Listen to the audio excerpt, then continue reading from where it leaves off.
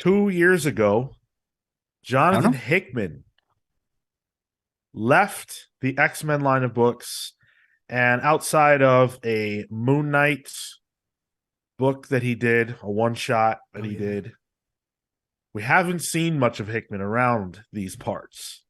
It was 2 years ago. It was 2021. It's So been I'm cheating a Fuck. little bit, but we finally know what Hickman's next major project at Marvel will be. And it was an ultimate surprise. Hmm. An ultimate surprise or the ultimate surprise? I think it was an ultimate surprise. Interesting. I don't think we know the ultimate surprise yet. There could be other ultimate surprises. 100%. Interesting. the most ultimate surprise was Wanda and Pietro, in my opinion. But Well, That was the most ultimate surprise. You're kind of nasty, bro. all right. that was, So 20 years since the debut of Ultimates. And Hickman is returning to the Ultimates line, maybe, possibly, with Brian Hitch, one of the architects. I was blown away. I was shocked. Ultimate Invasion is coming, and we're going to be talking about that. We're going to be talking about what that means for Marvel, speculate a little bit about, is this a return of the Ultimate Universe for real? I think there's a lot to chew on there, so we're going to be getting into that. It's ComicsPRO Week, which is an event where all the different, not all, but a majority of the different publishers get together with retailers and, they kind of tease what's coming down the pike for the different publishers and things like that. We got a lot of information from there and a lot more. We got a big show for you guys today. Jam-packed week. If you're watching live, do say hello. We're happy to see everybody, of course. Let us know. What's up, Flo? See you. What's up, Dan? How you guys doing? let us know what's up, Flo. Did you mean to rhyme in that one? No. Thank you Well for done. pointing that out. Hold on. Would you get off Marvel Snap for 5 fucking seconds? We're doing a show. I'm tweeting, Kale. I'm doing engagement for the show. Thank you. I'm It's the real producer easy right to now. lie when you're looking at your crotch. Like, Oh, no, I was that's- a teacher for a I'm period tweeting on of the computer time. screen. I'm actually inspecting the goods right now. Mm-hmm. The goods. Yeah.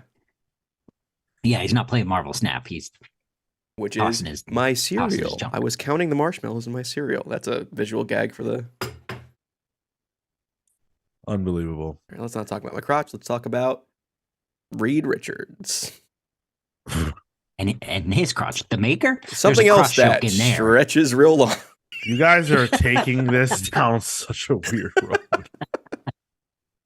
Oh my god. All right. Let's jump into the ultimate stuff. Entertainment Weekly this week, 3 days ago, in fact, put out an article teasing the debut of something called Ultimate Invasion. We got some sweet Brian Hitch artwork to tease this whole thing out. We see the Ultimate Invasion name on it. It does have that ultimate style to it, at least in the phrase, the ultimate word itself. I'm not sure. I'm assuming that's like a callback to the way the Ultimates used to have their titles, and then Invasion of Marvel, they do invasions. Mm-hmm. And then on one side, you have, the Ultimates, like the old Ultimates from Mark Millar and Brian Hitch's run. And then on the other side, opposing them, you have mainline Marvel characters, including Miles Morales, the Maker, and the Illuminati, as in Reed Richards, Black Bolt, Iron Man, Namor, Doctor Strange. This image confused me for that reason. the Maker and Miles Morales being up front. I went, oh, that's clearly the Ultimate half. Then I had to really look at the other half, and I went, oh. The only two vestiges of the Ultimate Universe that are left, honestly. Yeah. Yeah, pretty much. I thought a couple of things were surprising me about this image. Black Bolt, isn't he like dead canonically? Wasn't he in like Death of the Inhumans and like the friggin' Inhumans being harvested for their body parts? And I thought he died in that. So it's been a while since we've seen good old Black Agar there. I can't recall the last time I saw Black Bolt, but I'm not sure which his is status. A freaking shame, honestly. It is. Yeah. Also, the Ultimate side. Didn't something happen to Wasp in Ultimatum? If you guys, Sean, do you ever read that? Yeah, of course, but aren't there several dead people on that? I mean, they're all dead. It's not even technically, yeah. But like specifically, like Ultimatum killed off. Didn't it kill off Giant Man too? I don't remember. That was such a weird. I just know that he bites Blob's head off. Yeah, which that'll ruin your palate. That's right. Yeah, because Blob ate Wasp. Yeah. So Giant Man eats Blob, which weirdest tit for tat I've seen in comics. All I remember is like, didn't Magneto get his neck broken? Like, no, he gets his neck, whole face blasted off by Ultimate Cyclops, I think. Okay. Then Ultimate Cyclops just unceremoniously gets sniped at the end of the issue. Beautiful. It's funny, the flooding location when you play Storm in Marvel Snap is actually from Ultimatum, which I thought was a nice little nod there. But yeah, this is weird to see all these characters back on both sides, really. Yeah, I mean, it's tough to say what that means.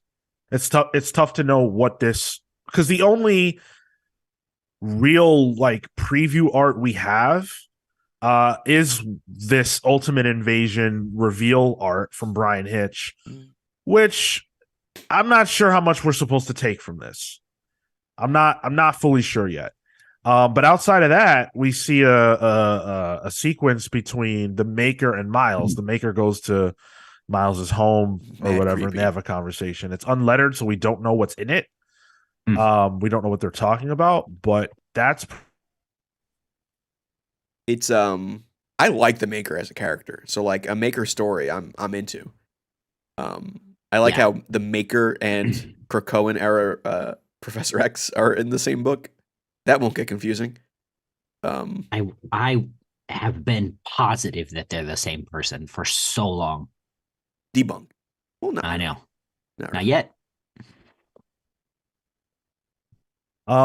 Yeah, I'm so look.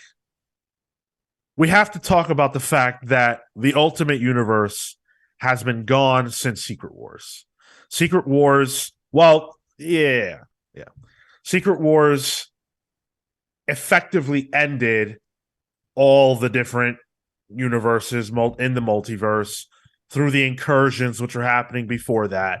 Hickman was spearheading all of this from his time on Avengers / New Avengers all the way to Secret Wars. Now, of course, the way Secret Wars ends makes it entirely possible for any number of those universes to be back potentially. Although it's never explicitly stated that whenever Franklin and the Fantastic Four are charting, the universe or the multiverse rather, what it is specifically that they found or created. So we don't have the answers as to how the Ultimate Universe could return, but I do believe that the Maker is the key. In was it Cates' Venom? There was a Venom run where the Ultimate Universe was revealed to still be around in some fashion. Dylan travels to like this alternate universe where he like sees his like future self. And it turns out it's the Ultimate Universe the whole time.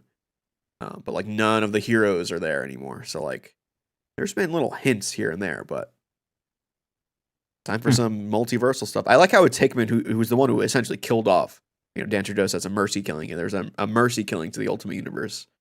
And he's going to be the one to bring him back. So go ahead, Kel.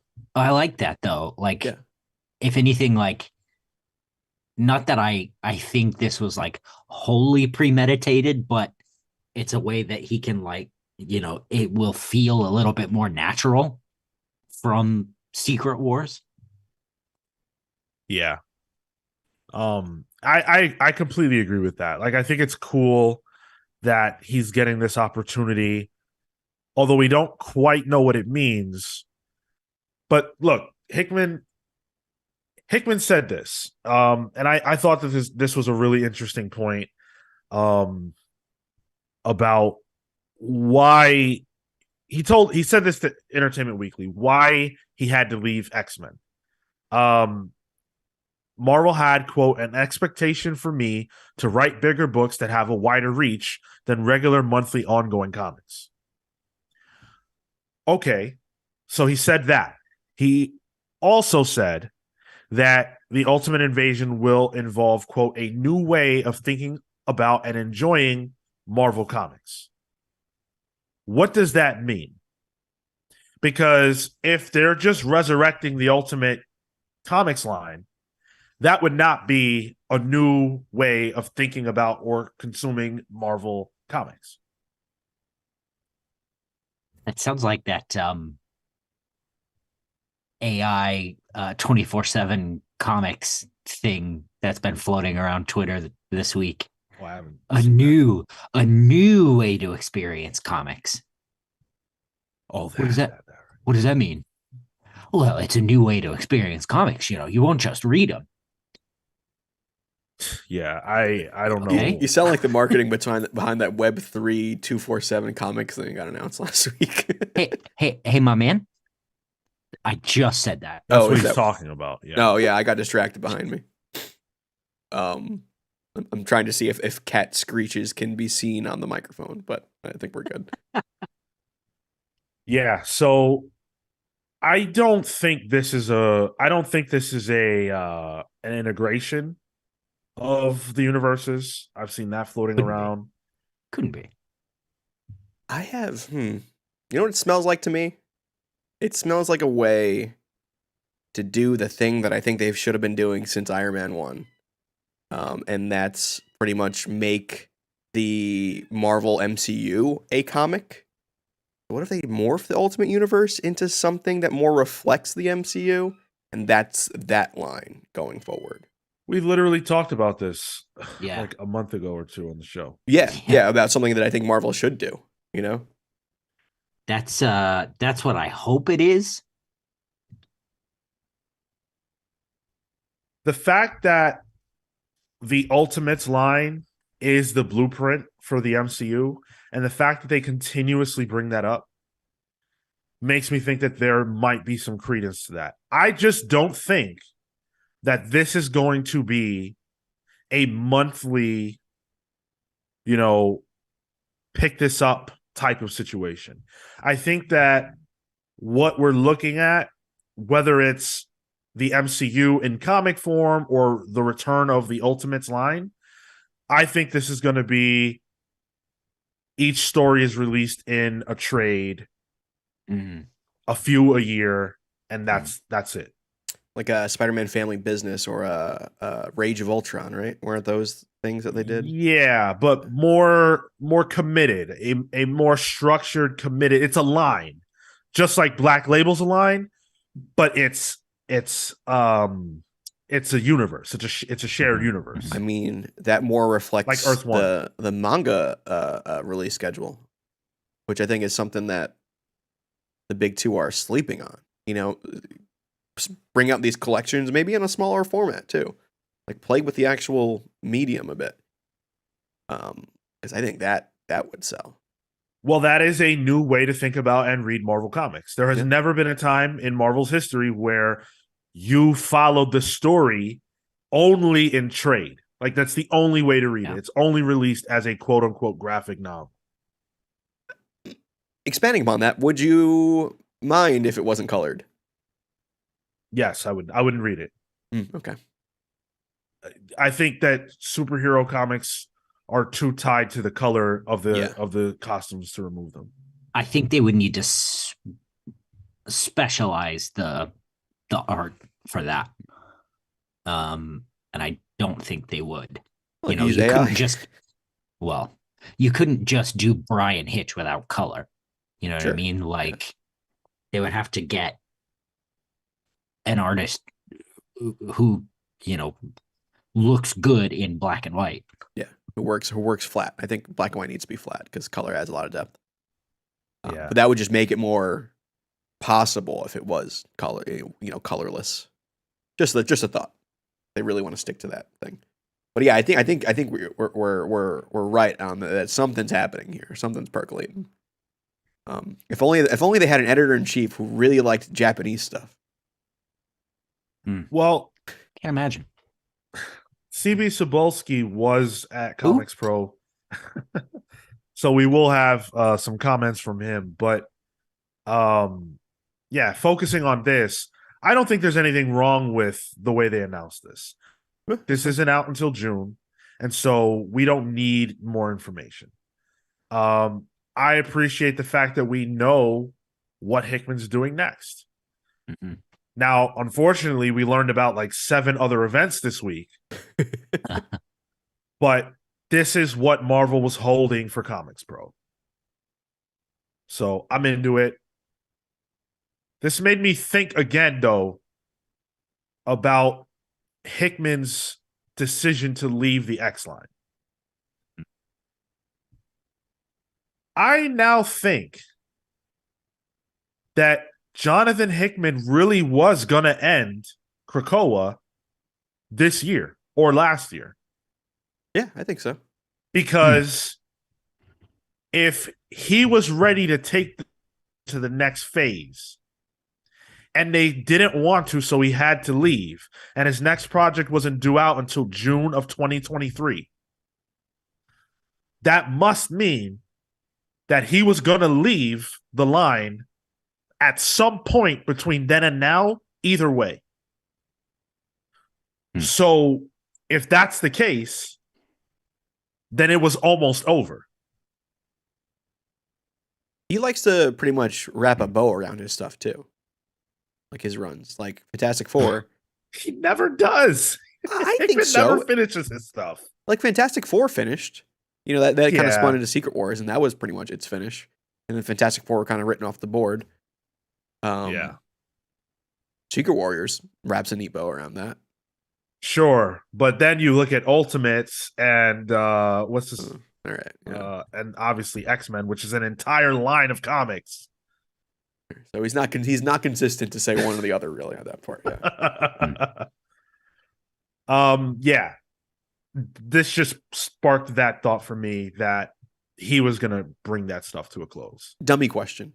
Because I have not read a lot of Ultimates. I'll be frank on that. Did he write Ultimates?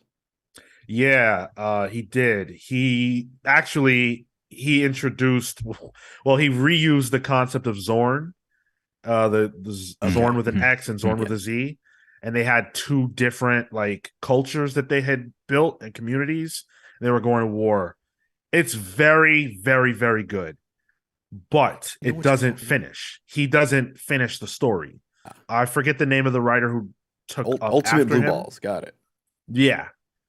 It just doesn't finish. It's really, really good though.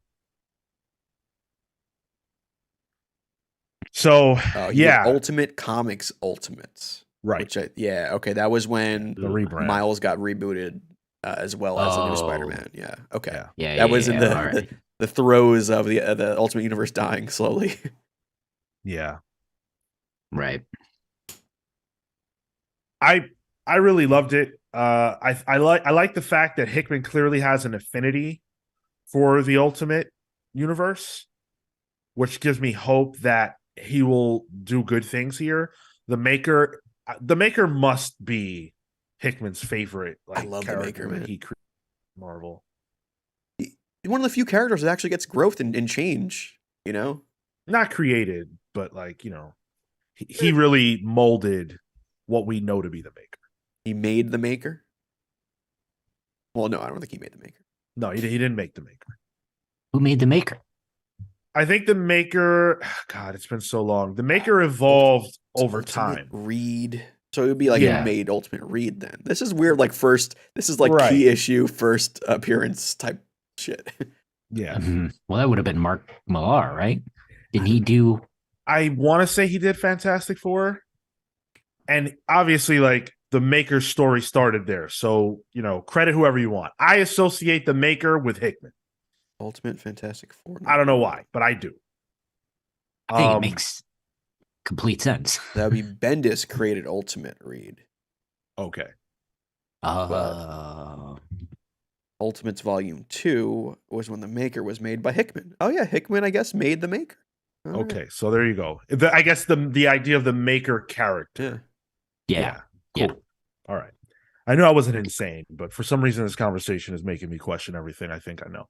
Well, do you think even the Ultimate Universe makes sense anymore? No. Yes. You do? Why?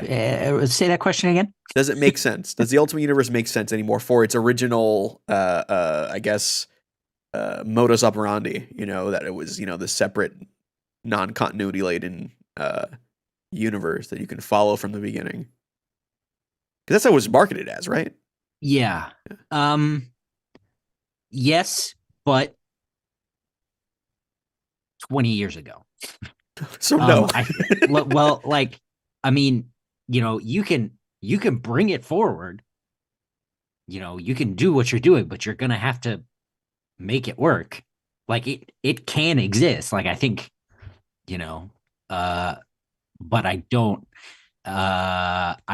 think the old one that died will work. I see what you mean. Like if there is a new Ultimate Universe with the same mission statement, that could work. Yeah. Okay, that's fair. That's fair. Yeah. Yeah, because like I don't think the original, because the original Ultimate Universe is antiquated at this point. It was like this dark. Dan just said that. Yeah. I hope it doesn't become the depressing, cynical garbage that the Ultimate Universe became. Yeah, it was almost like an answer to like, oh, people who want, you know, grim dark stuff, you know, going forward. But I don't think it works now.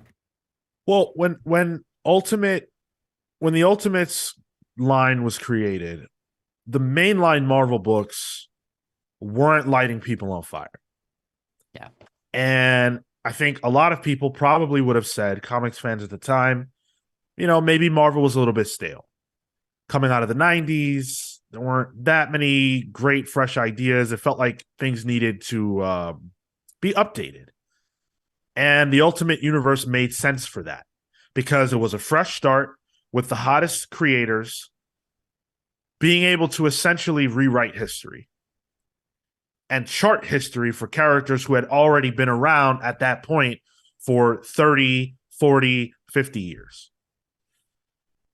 So now you take that same idea and you apply it to 2023. Well, what's different? What's the same?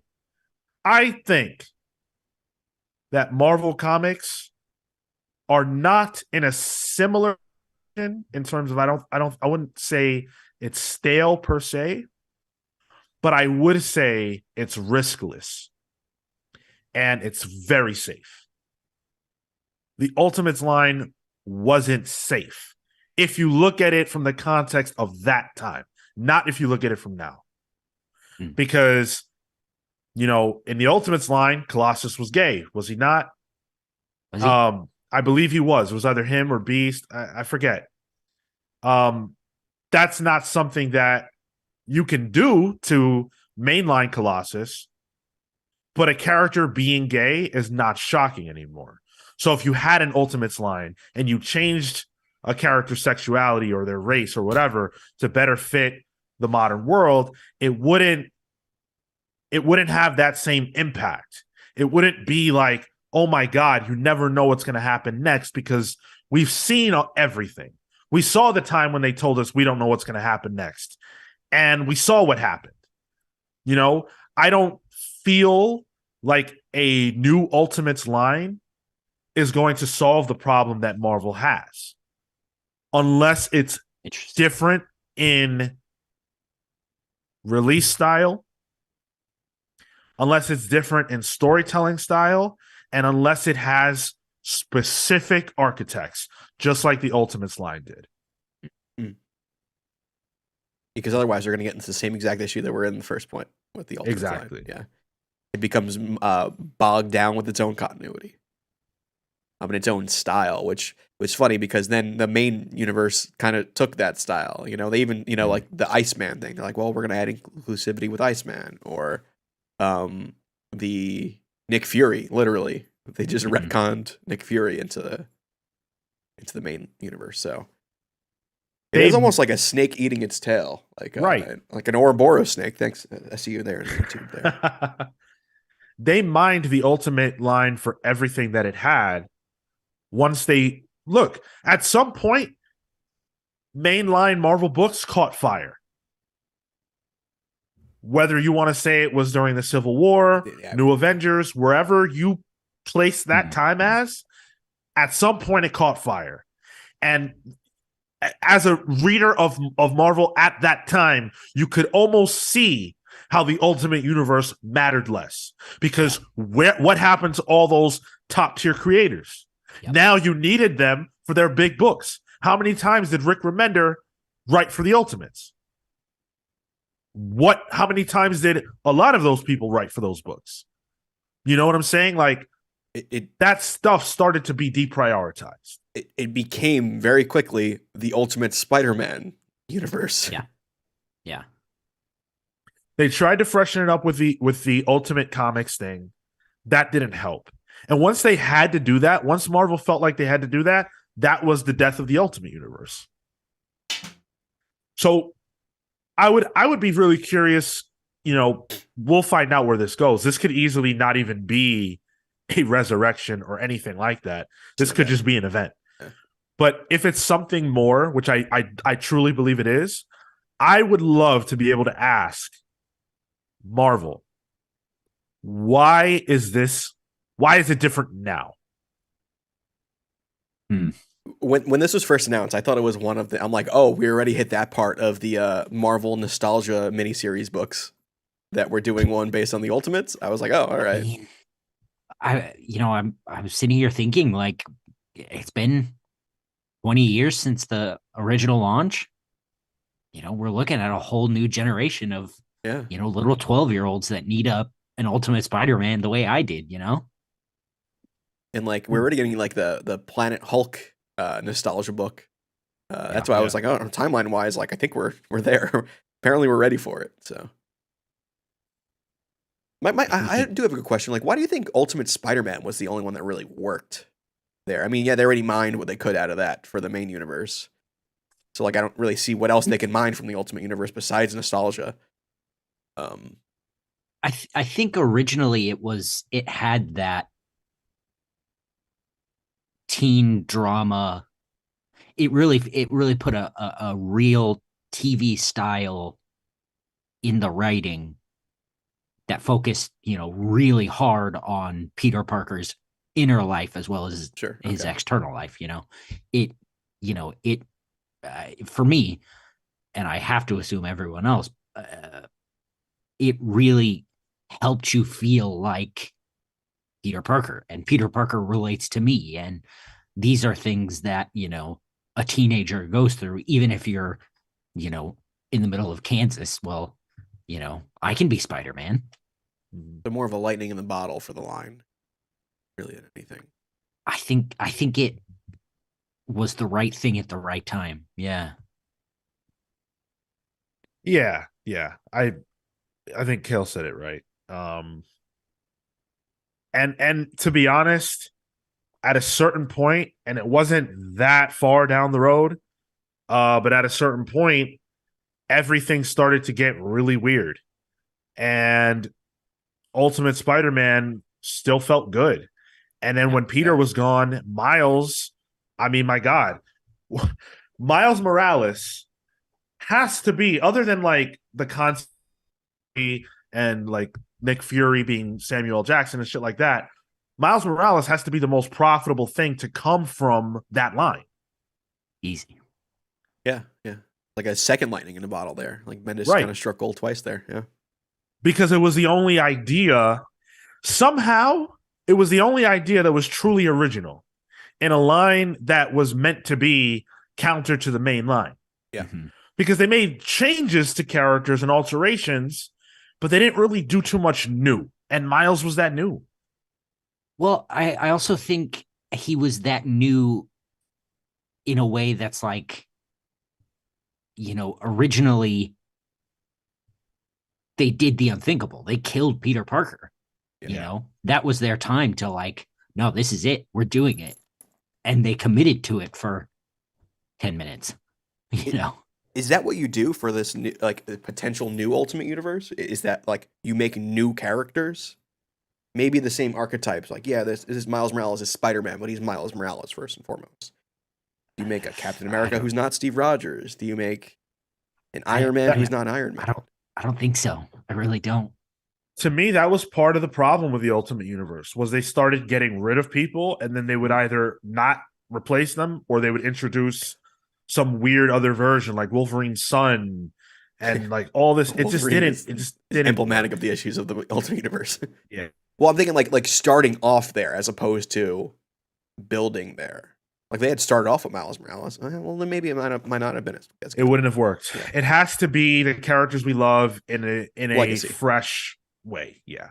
It has to start that way at the very least. And then it has to grow. And it has to grow. It has to grow, but it can't get dark like it did before. And it has to introduce new characters and fresh ideas. I don't think it would. A 2023 Ultimate Universe, I don't think would get that sort of dark. No, it has to be. Yeah. I don't foresee creators being super interested in that. I think it needs to be antithetical to the main line, and the main line is kind of dark, in ways, for certain books. Yeah, but it's not line-wide dark the way the Ultimate Universe seemed to be. And we should say, like, that darkness we're talking about, the Ultimate Universe was always edgier. Yeah. Look at Cap, like it's a very dark universe in general. But it was fun and it was fresh and it was exciting and they were telling cool stories. Once it got past that and it got into like, oh yeah, the Wasp is getting eaten by the Blob and Magneto's on a rampage because Quicksilver died or whatever that was. Like that was it was just way too heavy. The X-Men were like being murdered and it was a lot of heavy stuff. Nothing offsetting. I think there's a way for this to be successful. I love that Marvel is doing something interesting. Well, I guess, time will tell, but nothing that Jonathan Hickman has ever done, in my mind, has been uninteresting. Sure. Okay. So the blueprint is there. I don't think this story is what we even have to worry about. It's what happens after this story. That's going to tell the tale more so than what this will be. This will be a good book. What this is a springboard for, really. Exactly. Yeah. Is it 3 or 4 issues? I don't know. I think it's relatively short from what I remember. Yeah, I'm not sure. But I think if you read the quotes that they have from Hickman and stuff, it's pretty clear that they wouldn't have come back for this if it wasn't something really special. So all we can do is stay tuned. Okay. Not much choice, really. So yeah, this will be out in June, and then we're going to get our first look in May, actually, in the Free Comic Book Day issue that Marvel's going to be putting out. So these pages that we talked about with Miles and the Maker are, I believe, from the Free Comic Book Day issue. Hitch is getting some work lately. Like doing the Brian Hitch has been getting work lately with the Timeless thing with Kang. This the thing we're going to talk about in a minute. Yeah. Guy is becoming or re-becoming the guy again. So. Yeah. And I guess I don't want to say disappointed because I do love and respect Brian Hitch. But I wasn't immediately like overwhelmed with excitement that Hitch was attached. I understand that. While he is like an incredible artist, he doesn't quite have the bombastic blockbuster style that we want today. Right. Yeah, like Brian Hitch felt fresh at that time for sure, 100%. To a lot of readers who were, new or not necessarily had explored that much, Brian Hitch might have been their first time seeing Hitch on Ultimates. Certainly was mine. Yeah. So I kind of it would have been cool if it was Hickman and a new artist to represent what the Ultimates will look like. But at the same time, it's probably best that it reflects the past if this is a way they're going to move forward. I'm into this. I like it. It's going to be cool. Yeah. And Hitch was pretty much very different from like, Perez at the time. Just different look. Yeah. Manny bringing up Miles's haircut, which is the internet has been having a field day with. Boy. Yeah, it's not good. It's not the kind of cut that most black teens with swagger would have. Oh boy. Okay, As you bring that up, I am tired of any kind of commentator just defaulting to swagger as a definition, a descriptor for a black character. Yeah. I've seen it multiple times. Where did I see it most recently? Shit. I think somebody was playing Hogwarts Legacy. Oh, you could bring swagger to these, and he's playing like a black. I'm like, guys. Guys. Yeah. The one place that needs swagger, Hogwarts. Yo, I hope you guys look pretty cool in that, though, I gotta say. I hope everyone knows that I was referencing a review of the IGN one, right? Miles Morales Spider-Man game. I don't know if it was IGN. Yeah. It was IGN. Yep. Oh, okay. Yep. I heard it again recently, and it annoyed the shit out of me specifically. Aaron Ruiz brings up the point of the day. What about the Valerio Schiti work? Did Hitch replace him? I think that is something that we don't know yet. I don't think that project is related to this at all. I think that's something separate. I think it's very interesting. We saw work from that months ago. Haven't heard a peep since, and are getting this announcement first. Like, this is more imminent than whatever that's going to be, as far as we know. Yeah. And Hickman has juggled multiple big projects before, too. So this isn't out of the realm of possibility for him to be doing these at the same time. Especially if this is 4 issues. That's really not a long time. It's probably done already. I went searching for it in the Entertainment Weekly article and did not see any mention of that. I might have gotten confused with the Night Terrors one, which we'll be talking about. Yeah. I can't tell you guys how excited I am. This is going to be cool. But there's a lot more to talk about other than the Ultimate Universe. Let us know if you're excited about this, what your familiarity is with the Ultimate Universe. What do you want this to be? I just want to see the Illuminati, honestly. You got him right there. I want to see them make their big return, which is happening. So, lucky me. Do want to let you guys know how you can find and support the show. We are the Comics Pals on everything at the Comics Pals, of course. That includes TikTok. I am now looking at the TikTok. So watch out. So y'all best straighten up and fly right, because Dad's in the car. I've been letting the TikTok comments, it's a little bit of the Wild West out there sometimes, and I try to respond positively to messages. But Now Sean's out there in the Nope. trenches. someone call you a Yep. dummy, Sean? Someone called me trash they called me trash for Doom speaking about the Marvel universe, the Marvel Cinematic Universe for clicks. Man, copium from that dude. Like, What? yo, I am a huge MCU fan. You need to chill the fuck out. You know, like, what is going on with these people? Also, if it's on TikTok, it's there for the clicks. Like, duh. Where the fuck else do I want it there? Just to waste your time. You know, nothing better to do than to post TikToks all day. Or comment on TikToks all day. Right. Yeah, it's unbelievable. But patreon.com/thecomics is the absolute best way to support the show for as little as $3 a month.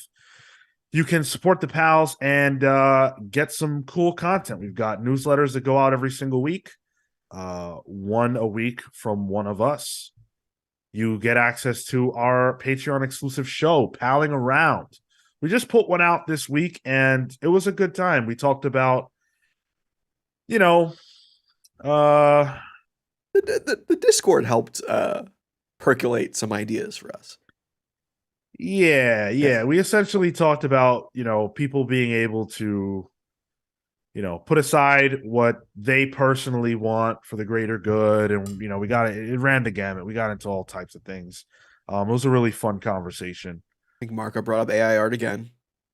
But Oh we my shot that down God. quickly. That was another Patreon Marco moment. Like, I just can't with him. It's Patreon crazy. Marco moment. Every time we sit down to do one of those, he gets into this weird jag where like he just has to argue whether it's logical or not. What was the argument? Absolute nonsense. I was saying that in America, right? Don't give away too much. It's fine. In America, the entertainment industry leans left.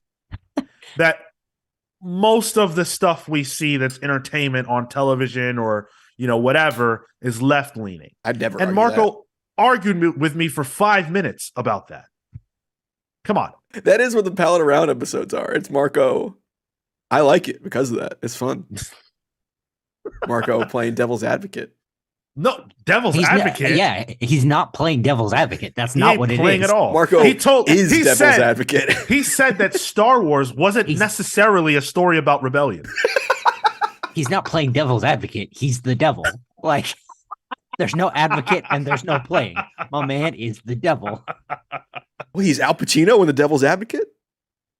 Don't compare Marco to a shitty movie. That's a fun movie, actually. Listen, no, don't interrupt me. Don't compare Marco to a legendary actor like Al Pacino. Al Pacino does not support AI art because Al Pacino is a real actor. Do you think that Al Pacino would support AI acting? No, he would not. I'm gonna let that hang for a bit. He's more like, what's her name? Elizabeth Hurley, where she plays the devil with Matthew Perry. What's that movie? Yeah. I can't remember. It's not like Monkey Bone, right? No. I know what you're talking about, though. Yeah. Compare Marco out. Well, that's with the Patreon. You can watch, sign up, watch Pound Around. It's fun. Yeah. Y'all can imagine Marco as Elizabeth Hurley on your own time. Yeah. Bedazzled was the movie. Thank you, CW. Oh boy, that's a deep cut. Yep. Oh, it's Brendan Fraser. That. Yeah. My bad. That's why I was thinking Monkey Bone. I thought it was Brendan Fraser in that. Oh man. Well, the other thing you can get, there's a lot of things you can get. You can vote in our book clubs. We're going to be recording the Strange Adventures book club this Tuesday. That's going to be a fun conversation. If you've got questions about that book, by the way, or thoughts that you want to express, it's a popular story, of course. Hopefully, you guys are choosing to read it or reread it for this book club. If so, send us your questions or thoughts, and we'll definitely get them into the episode. The other thing you get is you get a shout out on the show and a nickname. So we're gonna say thank you. We're gonna give thanks right now to a few fine folks. Thank you to Thunderstruck Rebecca Alejandro, the Night Stalker Harris Nijinsky, Brian Demolisher Del Pozo, Random Rocio, Kefis the Incorruptible, the Great Destroyer Hyper Viper 89, Momentum Mike Elliott, Starcross Catherine Stars, the Hound of Justice Atomic Hound, and joining the Palsverse is none other than Dan the Truth Trudeau. Wow. Wow. Yes, indeed. Tyler, play the clapping noises now. Oh, I actually have one of those. You do?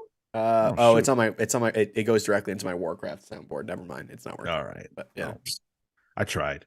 It almost worked. It almost worked. It's that line from Austin Powers. Bring out the crapper. So, Dan the Truth Trudeau has an extremely unique ability. Yeah.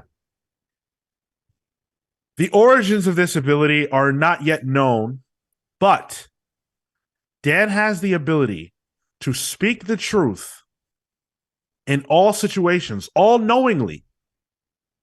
And when he speaks, those around him come to be aware of the objectivity, the truth of Dan Trudeau's words. Our Sean wishes he could have. Yo, I really do. Wait, so what is it? So like when he talks, it's like everyone's like, "Well, he's definitely not lying." He's definitely or is it more, right. Or is He's it more right. like existential? It's almost, I would say it's not mind control in any way because it's just not like that. But imagine someone telling you something so true that it makes you rethink everything you think you know about whatever the subject is, and it realigns you with reality. It's a reality check. Trust me, Sean, I know. It's like in the Bible when Saul becomes Paul. The truth is revealed to him and the scales fall from his eyes. Wait, Saul's Paul? Yeah. I'm Saul. I'm Paul. New Testament. That was a good book. I gotta say, I'm not gonna lie. New Testament not as fun as Old Testament. Yeah. Well, listen.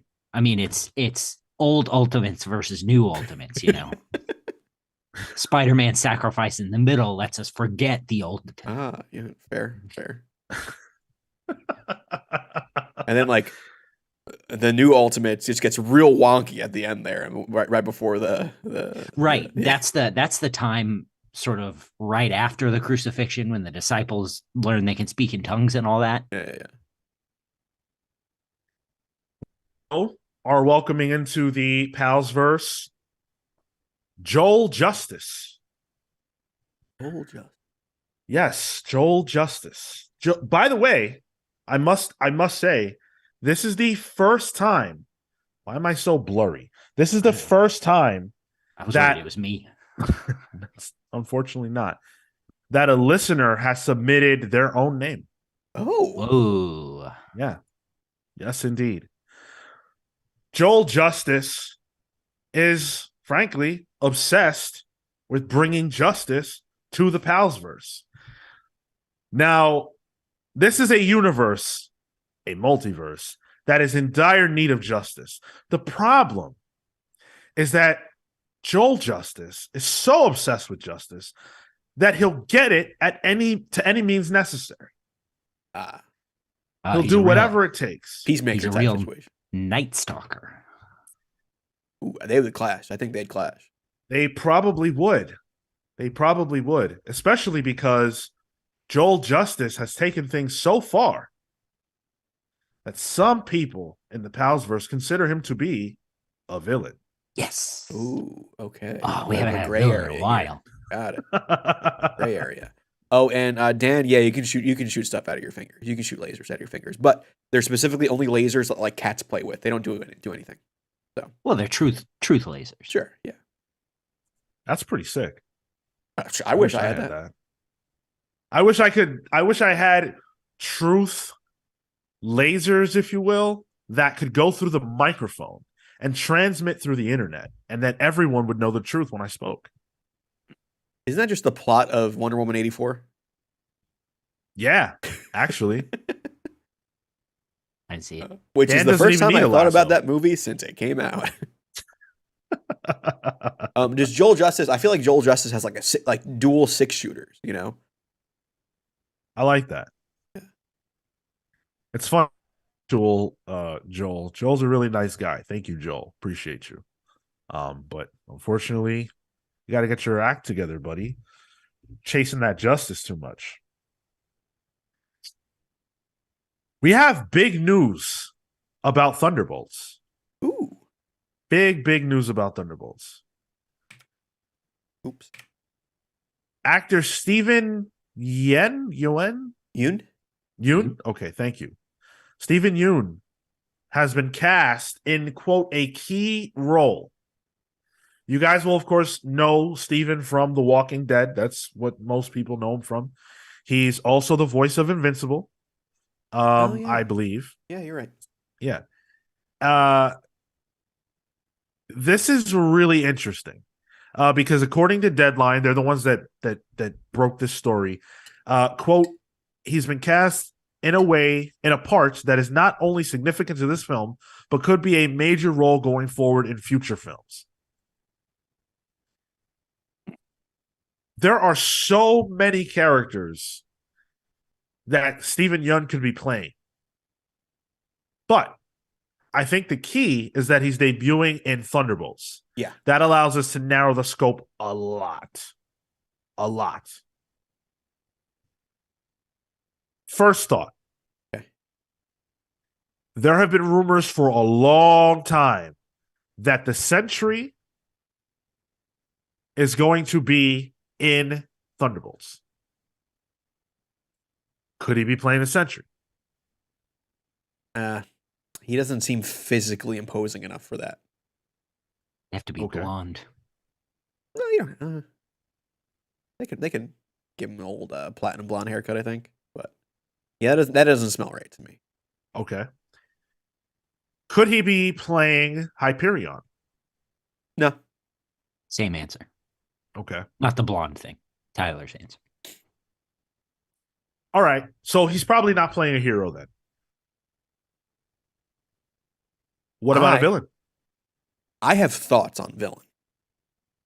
So when I think of Thunderbolts, sure, I think of, there's going to be some kind of global crisis that the Thunderbolts have to, be brought in for.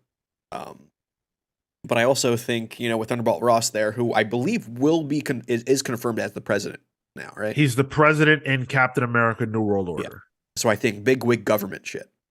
And to be important for the MCU going forward, I think you got to be Fantastic Four or X-Men related to go forward. I'm thinking Trask as like this tech guy who works for the government, who maybe makes superhero weaponry that the Thunderbolts can use, which then his profile just gets bigger and bigger until he creates Sentinels. Which I think Sentinels can be even used for things other than just mutants, really. Or I was talking to Matt about this, and he brought up Dario Agger as, corporate bigwig guy turns into the Minotaur, who I love as a character. So I like one of those two answers. I really like the idea of Boulevard Trask. I think that's a character that you can do a lot with. Yeah. And if you're going to seed the Sentinels coming by introducing their creator, I think that's fantastic. Dario Agger, I thought that's who Christian Bale was going to play in Thor: Love and Thunder. Honestly, I was really hoping. Might have worked better. Agreed. Yeah, 100%. It would have solved that movie's tonal issues. Tonal issues. Thank you so much. Yeah, exactly. He can be goofy. Gore can't be goofy. Right. I like both of those. I think that they can definitely both work. I think if you're talking about a character who's going to be important, it's not going to be a hero. That's where my mind goes. Which says something. Just because, like, I don't know. The heroes just don't feel relevant anymore. And the villains feel always one and done. Right. You know? Well, they're getting past that. Sure. Yeah, I mean, we're seeing some of them in this Thunderbolts movie, you know, U.S. Agent and Ghost. Right. So, yeah. I think this is perfect that he's joining the MCU. He's great. Yeah, this is an actor that I love, obviously, from The Walking Dead. Has a high profile, but hasn't done anything since The Walking Dead that, and obviously Invincible, that has elevated him even further. So I'm hoping that this is a role that he can really like do something cool with and, you know, build on, I guess. He got nominated for an award. That's not the same thing. There are lots of actors that get nominated for awards that aren't like, you know, the biggest deal in Hollywood. I think he was in Nope, which is real good last year. Mm-hmm. I think that was a good spot for him. Was it Minari that he was in? That got him the Oscar nomination last or 2 years ago. I'm saying I feel like he can have a higher profile. And in terms of the pop culture. Yeah. Okay. Yes. Yeah. Being in a Marvel movie will do that and will probably open the door to bigger things as well. And your wallet. Bigger wallet there. Yeah. Yeah. 100%. Yeah. 100%. Kethis wants to know if Ghost is out in the Thunderbolts. She's still in the promotional art. So I didn't hear that. Yeah. Any other thought? Any other ideas? I see Rick Jones in the chat. Hot take. Man. I hate Rick Jones. I think he's just dumb. Like, I don't really have any other reasoning for that. I just don't find him fun. Hulk doesn't need a Robin. Well, I mean, not today, but he was made 60 years ago. Like, sure. Come off it. It was a different time. Jesus. I ain't as old as you, read Cal. comics. God. I will never say Rick Jones again on this podcast. I did not know that Tyler was just gonna. I prefer Rick James over Rick Jones. Oh, is that what it was? Because I was saying that in my head, Rick Jones, bitch, and it just flowed. So I thought that's what it was. I'm Rick Jones, bitch. Rick Grayson. Oh man. Yeah, they are deep cuts or Ouroboros Snake. Yeah, I didn't know any of the names you guys. I mean, Bolivar Trask, I guess, but not any of the other ones you guys threw out. Do you think that? I mean, remember when was it William Jackson Harper was announced for Quantumania? And we're like, ooh, what's this big role he's playing? And it was just Quaz or Waz. I didn't know he was announced for Quantumania. I think I heard that he was being considered for Reed. I don't know who that is, but I have a difficult time believing that Marvel would cast Steven Yeun for a role of that caliber, like that insignificant. As insignificant as the role of Quaz was in Ant-Man and the Wasp. Yeah, because William Jackson Harper, I mean, I think he's done a bit since The Good Place, but The Good Place is really only it. Steven Yeun's been around for a minute now. William Jackson Harper's only really done, I believe, like indie stuff. He was in Midsommar. Was he? Yeah. But like since then, 2019 Dark Waters. Yeah, not high profile. Fan favorite though. Manny says I would have said Johnny Storm if he was younger. I think he'd still pull it off. Sure. Well, actually, I don't even know how old he is. Even I can look that up. 35. If he's 35, I don't know. Johnny Storm. Well, it depends on when that's getting into a whole other territory because it depends on what age the Fantastic Four are going to be and stuff like that. What did you say? It's not impossible. He was born in 83. So that would be 39 years. He's almost 40. Oh no, that's too old. Yeah, you're right. Damn, he looks good for a guy who's almost 40. He looks like he's 20. Like, jeez. No, he doesn't. What? You seen any 20-year-olds lately, Tyler? I have a horrible skincare routine, so fucking cheekbones, like maybe he got buccal fat removal. I don't know. Oh man. Everybody must have all that talk about Paul Rudd must have finally cracked him because the end of Ant-Man, he was looking old. He's He was pushing looking 60. haggard, You yeah, can yeah. tell. That's like within the last year, Tom Cruise started looking like his age. They finally that painting up in his attic must have finally come down or something because How the mighty fall. Actually, I want to see fucking Tom Cruise in a Marvel movie. Come on, give me that. Dude, I genuinely thought they might make him Superior Iron Man in Doctor Strange. Weren't there like Photoshopped leaks for it too? Yeah. I wasn't buying into that, but I just figured like, yeah, that makes perfect sense. But unfortunately, it didn't go that way. I think he hates Marvel movies though. I think he's like, it's not the movies. You know, he's the movie savior with Top Gun. I think a younger Tom Cruise we could have gotten, but yeah, he's very specific about what he does now, and I don't think it'd be a Rock situation. Yeah. I don't even think Marvel would entertain that kind of thing. No. I just don't think. So if Tom Cruise was like, "Hey, I want to be in one of the Marvel movies. What do you got for me?" Marvel would say no. No, I'm saying they wouldn't entertain it if he started to try to like do what The Rock did. Oh yeah, no. Yeah, I don't think any company really wants that carny shit in their movies.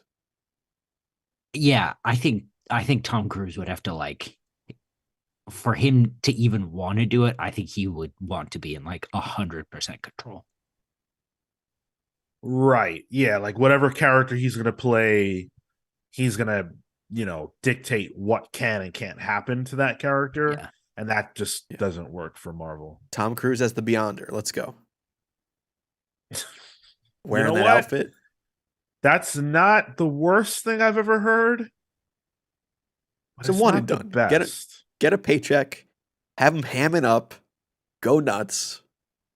Like what's his name from Thor: Love and Thunder? Paycheck. But here's the thing: I don't know if Christian Bale can ham it up. Tom Cruise can ham it up.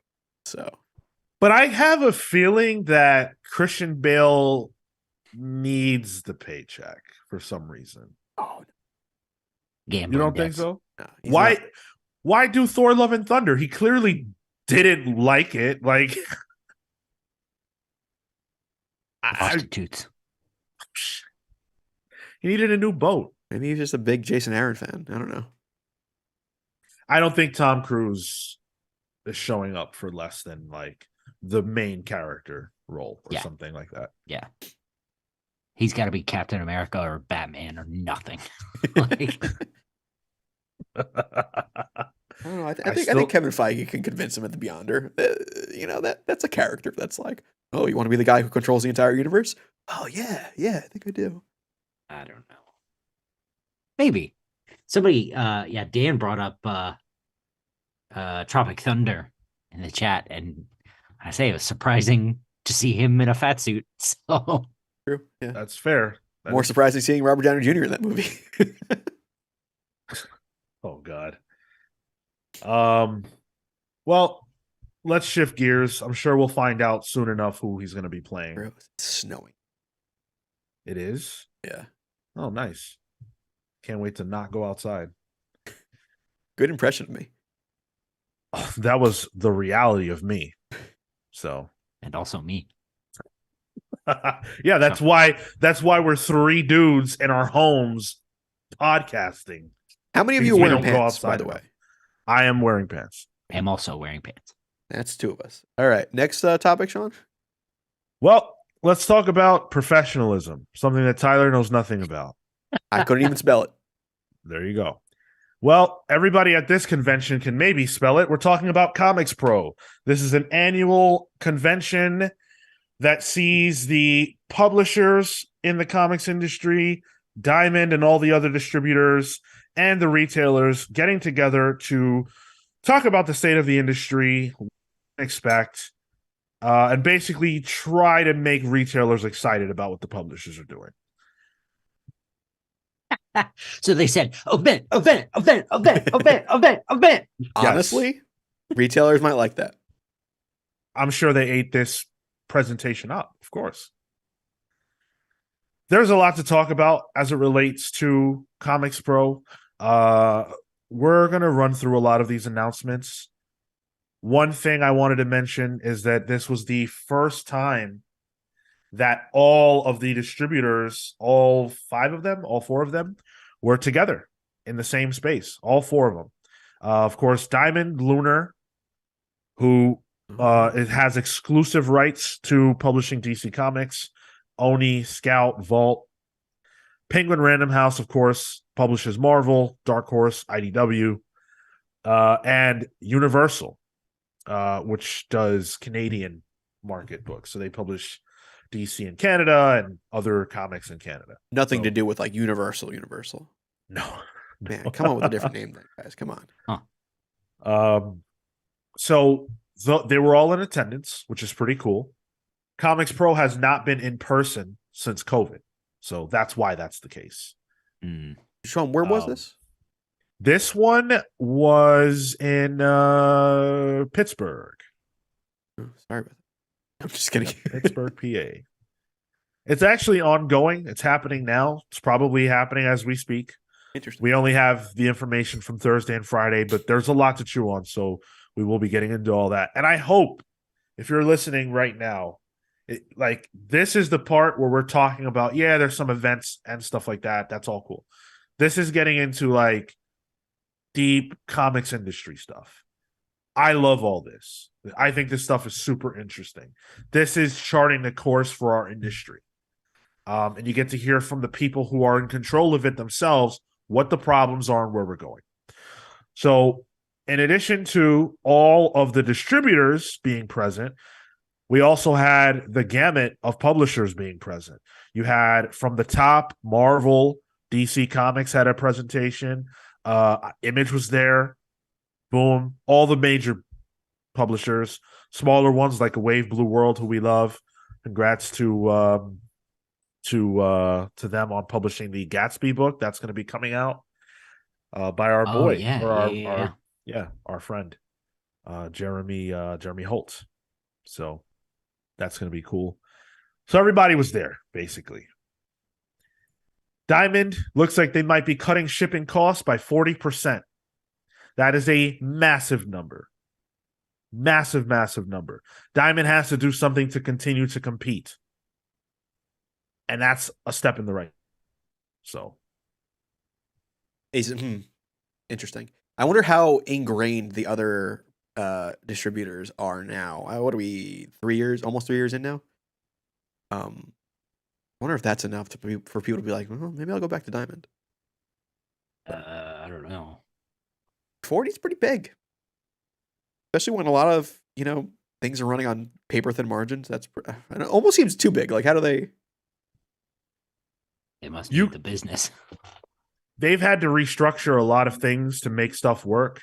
The industry has changed, and they need to do this. Yeah. And on top of that, you can buy Marvel Comics through Diamond third party. So if they made that decision, then they would actually probably save on freight costs. So could be good. Let's jump into the Marvel of it all.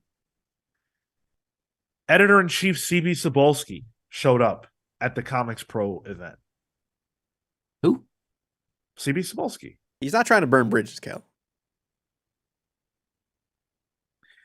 Bleeding Cool likened Cebulski's appearance to Biden visiting the Ukraine. Oh, that's a... Wait, who? They said that verbatim? I'll read the quote. Did you guys hear? Russia equated that to Big Papa Joe's coming to inspect the troops. CB Cebulski has made a surprise trip to the event to talk comic book retailers. Think Biden going to Ukraine, just with fewer security concerns. That is overly dramatic, guys. I think it's just a joke. I think Rich is having a good time. But that's a major deal.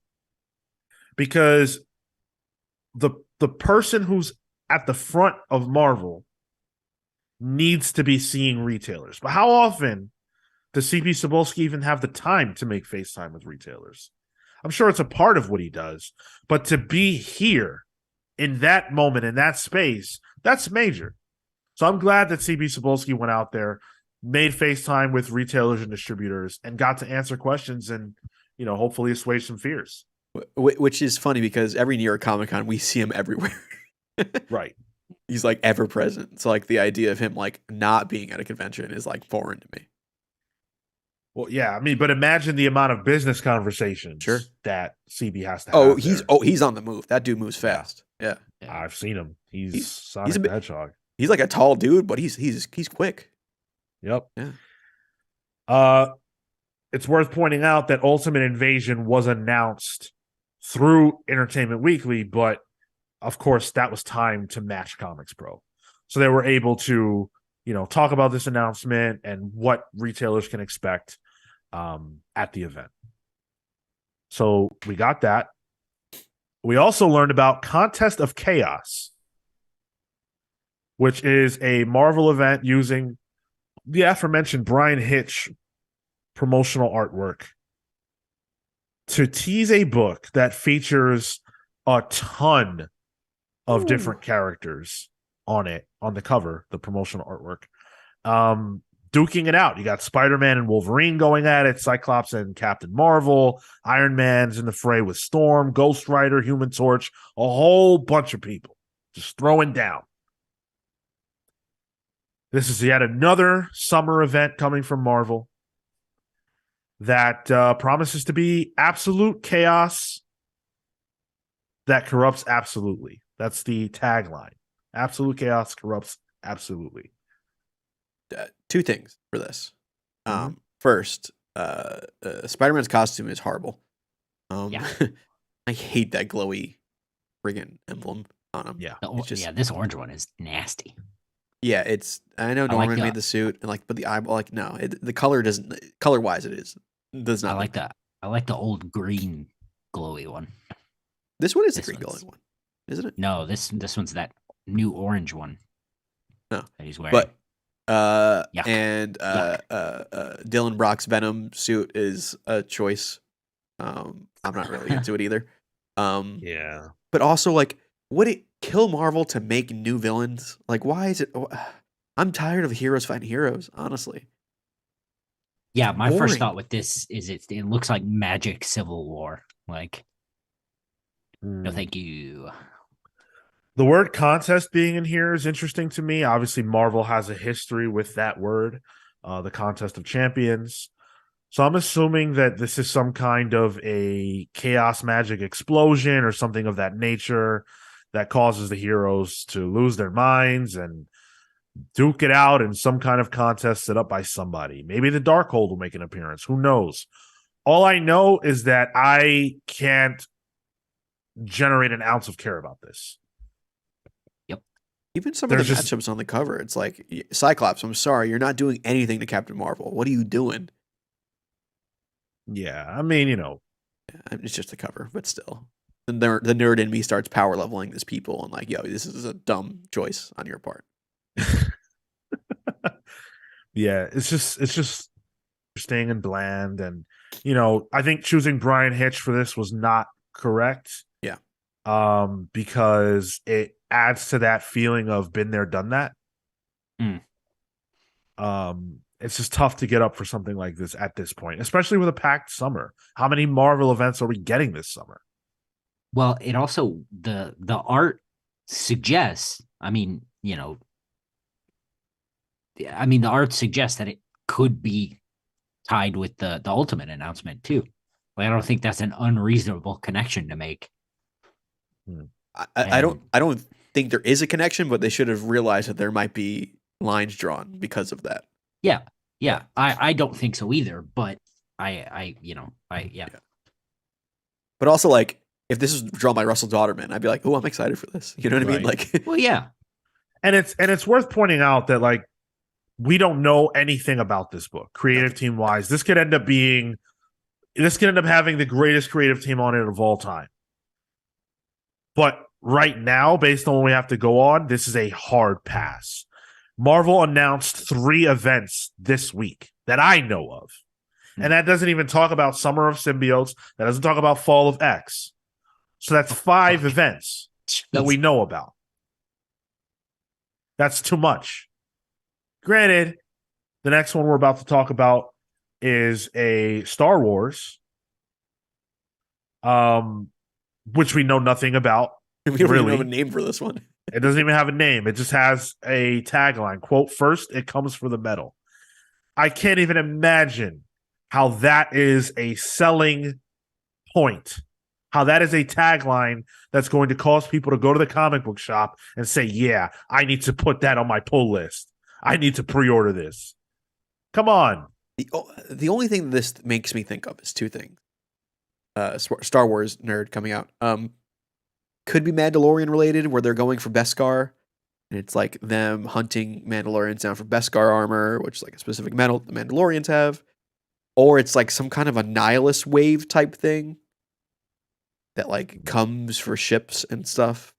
Right. I don't know. This ties in all 4 major Star Wars books: Dr. Aphra, Darth Vader, Bounty Hunters, and Star Wars. You guys aren't reading any of this, right? No. No. Okay.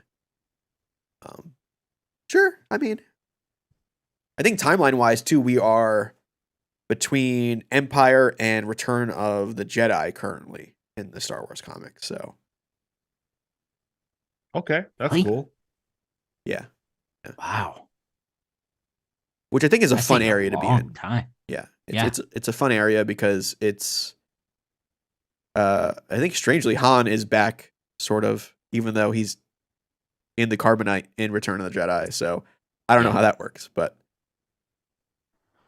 Shenron says metal. Yo, Star Wars death metal? It's time. I wish they would do something wacky with Star Wars, like multiversal stuff, honestly. It just seems so tied into having to fit the movie universe and like be in a spot where it can't ruin what comes after it and it can't ruin what comes before it. I wish they would just be in an area where they can just do whatever the hell they want. That was why I had to stop reading Star Wars comics, because Same. no matter how good it was, like I thought Vader was awesome. I thought Dude. that was a really, really cool event. Kieran Gillen's Vader stuff is his best IP work. Yes, I agree. That was when I was like, oh, Kieran Gillen is legitimate. Yeah.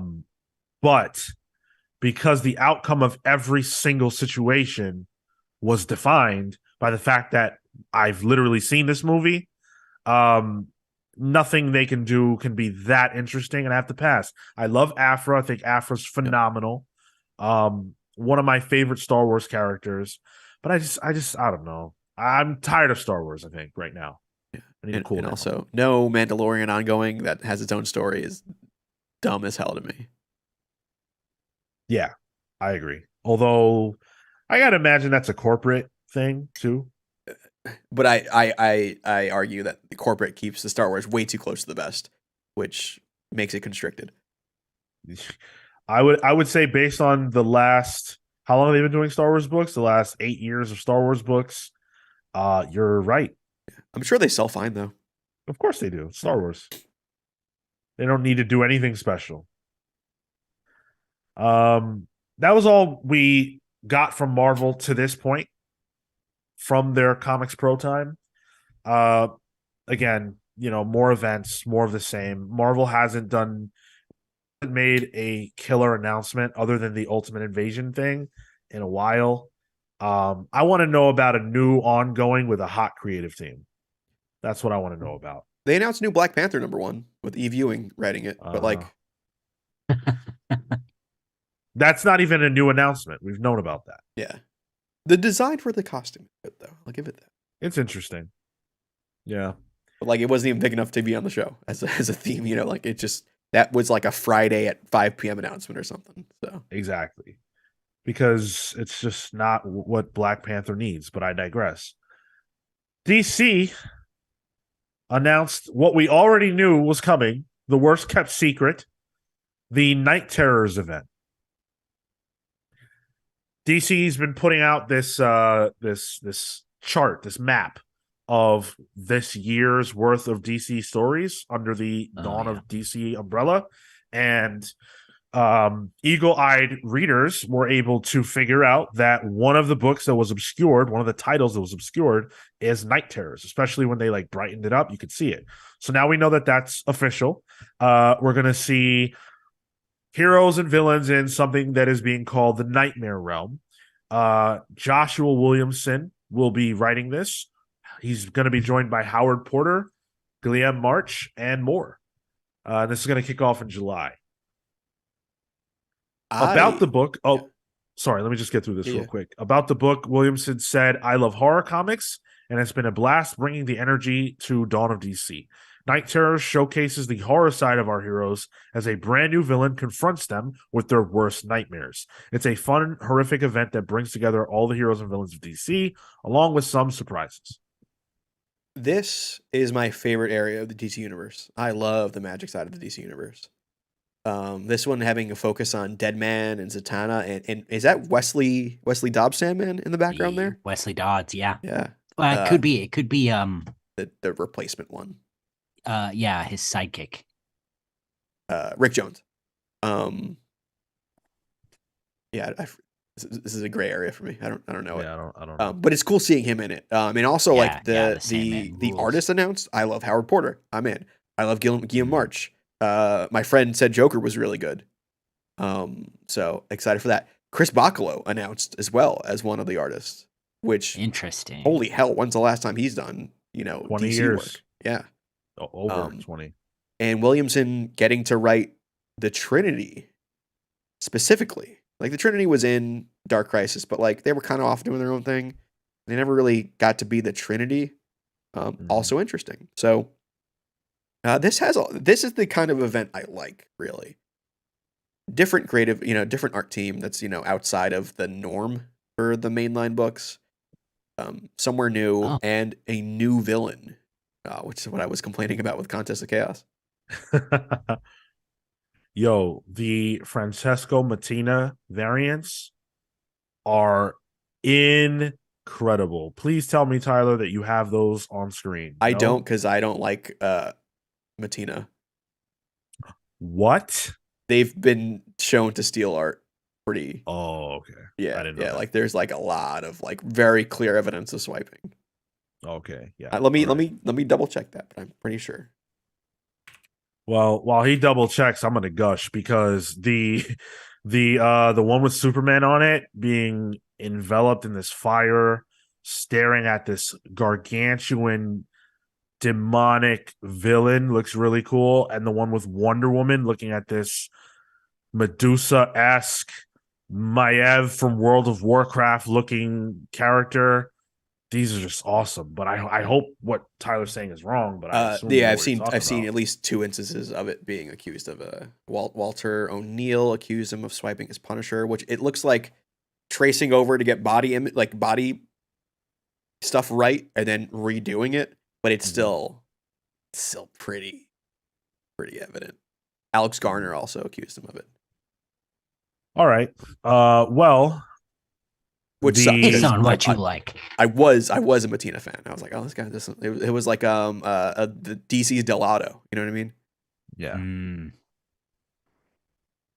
We're getting a free comic book day special edition of Night Terrors on May 6th. That's where we will see Chris Bacalo join them. So that's pretty cool. And look, I don't want to say I have event fatigue because that sounds weird coming out of my mouth. But I have a fatigue for events that are just filler. I just it's hard. I've been reading comics for a long time. It's hard to see a book and know that it's just going to be another event where something sort of significant will happen, but not really, and it's all going to be irrelevant in a few weeks. Another empire for you. I hope it's better than that. I love Joshua Williamson and Howard Porter. I think this can be something if they do it right. But ultimately, when you talk about impact, I feel like nothing has impact. That's what Kethis says. He dipped quick. You said Night Terrors, and he said, "Oh, hard pass." Yeah. He said he hates. Oh, we're in a nightmare stories. We all know there's no consequences. Right. Yeah, it's frustrating, Yeah. I think especially because like, you have Superman on this main cover here, and he's supposed to be weak to magic, right? Like, Mhm. he's gonna walk out of there. Unscathed. And I honestly am over the whole like gimmick stuff. DC's been doing a lot of gimmicks lately. I feel like the magic gimmick event, and then now this is a nightmare gimmick event. What's next? It doesn't. Yeah, it sounds like you got event fatigue, Sean. I know you say you don't want to say Yeah. it, but My my I'm man diagnosing is you. coming over to this side of the couch. Look, if the event is good, right, then it's all good, you Yeah. know. But as a premise, I'm tired of but magic. The Trinity, but nightmare. The Trinity, but they're enemies. The Trinity, but they're young. Like, it's enough already. I want to know what's the forward momentum storyline. Like, what's going on with Amanda Waller? What's all with that? I want to see that. Sean, what if it was the Trinity, but they're in Captain Carrot's world, so they all get turned to animals? It's a fun little story. I want to see what animal Wonder Woman would be. Cheetah as a joke. Oh, remember that one book where they were all dinosaurs? Oh, yeah, and then remember that other book where they were mechs? Oh, that one looked good. The dinosaur one looked good. Give me my Lucha Libre DC book. That's what I want. Been there, done that. Was there? There you go. I feel like it was fairly recently. Yeah. Nothing new under the sun of the big two. Yeah, because they won't allow it. We're going to be talking. Yeah, go ahead. It's also just like you have a whole universe of characters. Like with Joshua Williamson, like Deadman could lead this event. Constantine could lead this event. I am sorry. Deadman is actually the primary hero helping the Trinity in this event. I guess my point is we don't need the Trinity. Like, sure. There are other characters that are better characters. There are more interesting characters that will fit in this so much better. Like yeah. Carrot. My hope is that the Trinity is how they're selling the book, and that it will look more like what you're suggesting, Kale. That's my hope. Same, yeah.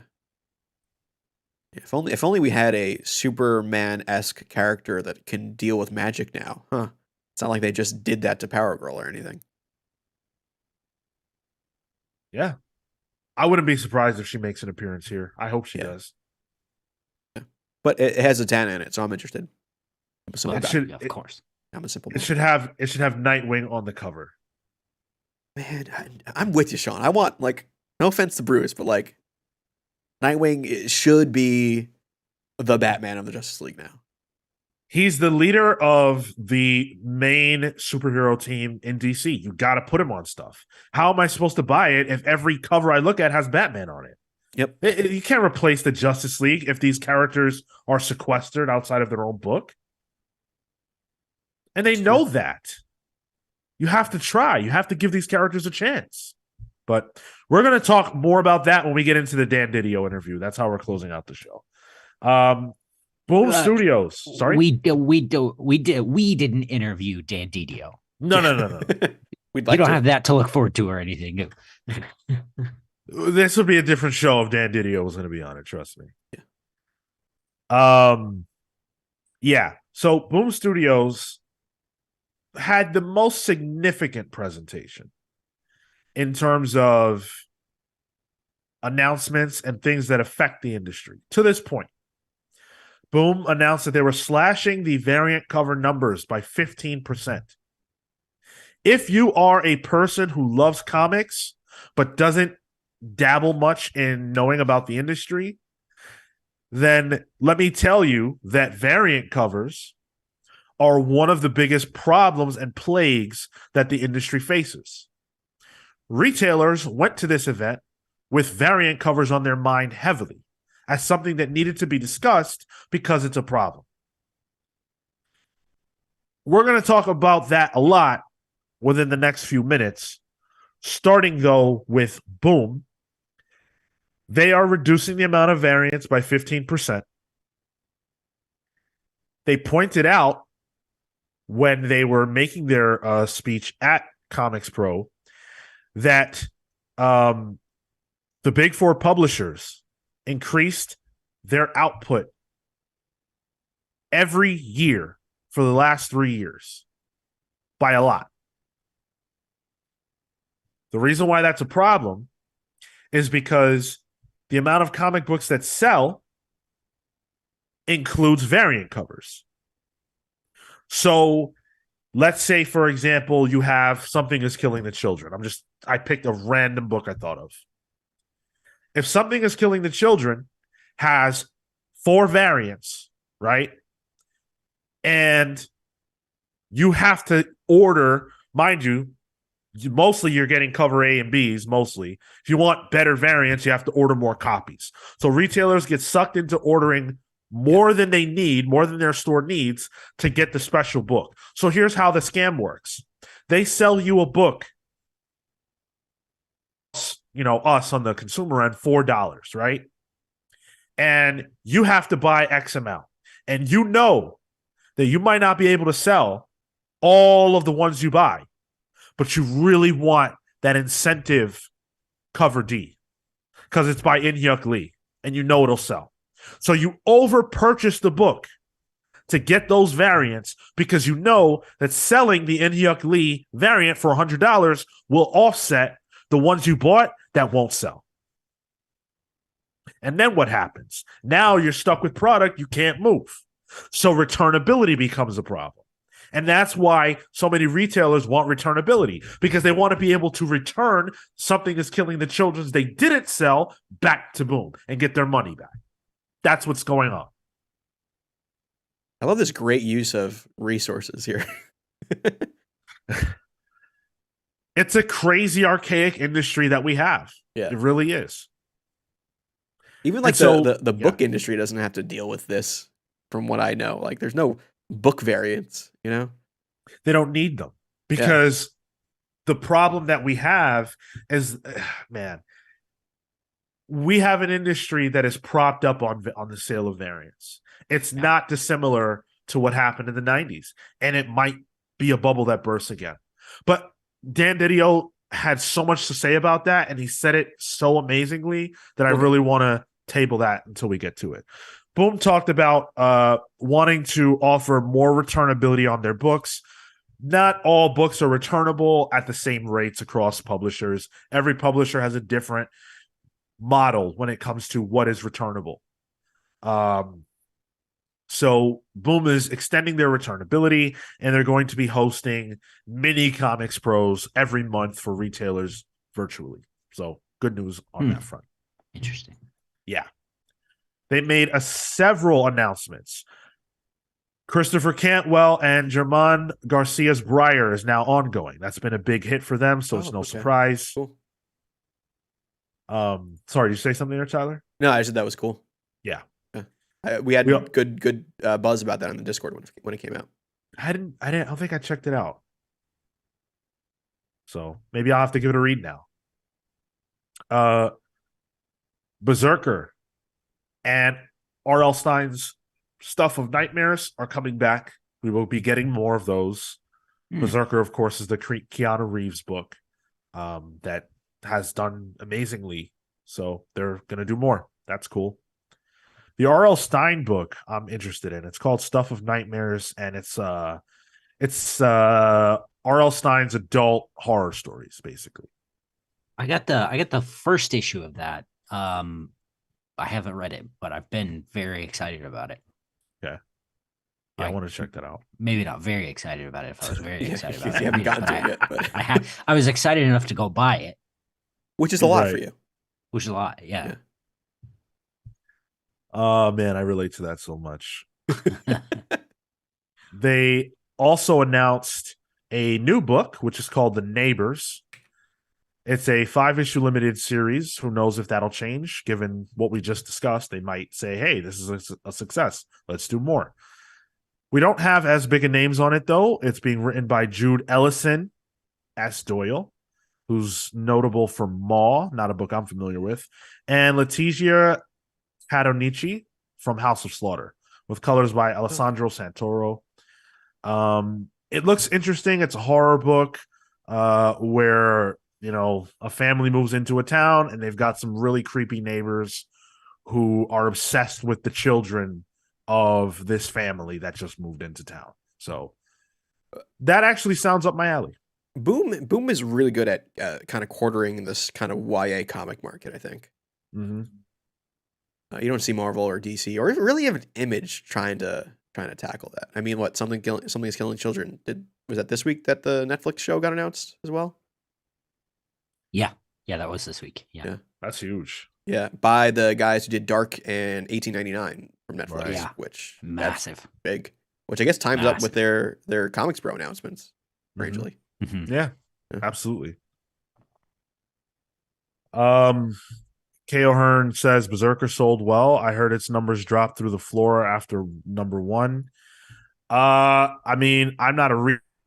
If that were true, I don't think that Boom would be touting its return. So, I don't know. I mean, Keanu Reeves could be bankrolling the whole thing. Yeah, who knows? All I know is that it had an enormous launch. Yeah. Or they could be bankrolling it off the launch of that number 1. Right. And also, like, traditionally, drop off after number 1s is huge. So Yeah, that's not a Not weird a thing at surprise. all. Especially because the launch of that was, you know, the Kickstarter was such a huge upfront launch. It's almost not even fair to judge it against that because of how huge that was. forgot they Comics did a just don't. Kickstarter. No comic sustains its popularity. Beyond issue 1, there's always a drop off. So they also made Damn Them All ongoing by Cy Spurry and Charlie Adlard. So Boom on a roll. I downloaded the first issue. I haven't gotten to it yet. I didn't read that either. Yeah, it was Charlie Adler's first ongoing since Walking Dead. Cy Spurrier, man, I just can't. It'll have words, that's for sure. It's a lot. His indie stuff tends to be a little less wordy. It's strangely Slightly more less accessible. Yeah. Yeah. It doesn't wholly feel like he's bending over backwards to make something make sense. Image had a little bit of a presence. They did put out a couple of announcements. Again, this is what we know as of Saturday morning. The Massiverse is getting an event called the Catalyst War. That's going to start in Radiant Black number 25. They're touting this as, quote, everything has been leading to this moment. So I don't know if this is like the big event that everything has been kind of going towards, or if this is just a step in that direction. I don't read the Massive books, and this is not enough to get me to come back. Not a massive fan? No. From what I can tell, though, like, there is buzz around this book. People do seem to enjoy this. 100%. I agree. Yeah, it's not for me, but yeah. Even in the Discord, like, I've not heard a ton about Radiant Black, but the other books, not Inferno Girl Red, but the other one, Spirit Guy. No, that's not. Yeah. Anyway, Yeah. I know what you're like talking about. Yeah, people like it. So, yeah. Something there. The Massiverse has fans. It's just that for whatever reason on this podcast, it just didn't connect with us. Yeah. But yeah, this is big news in that regard. But they also announced a new Robert Kirkman joint, which is enormous. Rogue Robert, Sun. Thank you, Manny. Sorry? It was Rogue Sun. Oh, okay. Yes. Yeah. So Robert Kirkman's going to be working on a book with Lorenzo De Felici. Of course, they did Void Song together. Or I'm sorry, Void Rivals is the book they're doing. Oblivion Song is the book that they did. Yeah, I knew I recognized the artist name. Okay. Yeah. So, Kirkman said this: in Void Rivals, war rages around the Sacred Ring, where the last remnants of two worlds have collapsed around a black hole in a never-ending war. However, when pilot Derek and his rival Solila both crash on a desolate planet, these two enemies must find a way to escape together. But are they alone on this strange planet? And what dark forces await that threaten the entire universe? God, is Kirkman writing an enemies to lovers book? Probably. It's worth pointing out this is a shared universe. So he's starting a universe with this. Is it shared with Oblivion Song? Yeah, shared with what? Don't know. Huh. We don't know that yet. Better not see a zombie. They are promising a surprise that we won't know until we actually have the issue in our hands. It's Invincible, isn't it? Well, I was gonna say Radiant Black. Crossover with Radiant Black. Oh, okay. Yeah. I could see that. Dipping his toe into that universe. They're going whole hog into the Radiant universe. So yeah. Even like what was it? Higgins' previous Image book. It was like the Department of the Bureau or something. Was like retroactively made part of the Massiveverse. Cal, yeah. Interesting. Really? Yep. Weird. Right? I don't like that one bit. Yeah, I don't like that one bit. Huh. I like the hustle.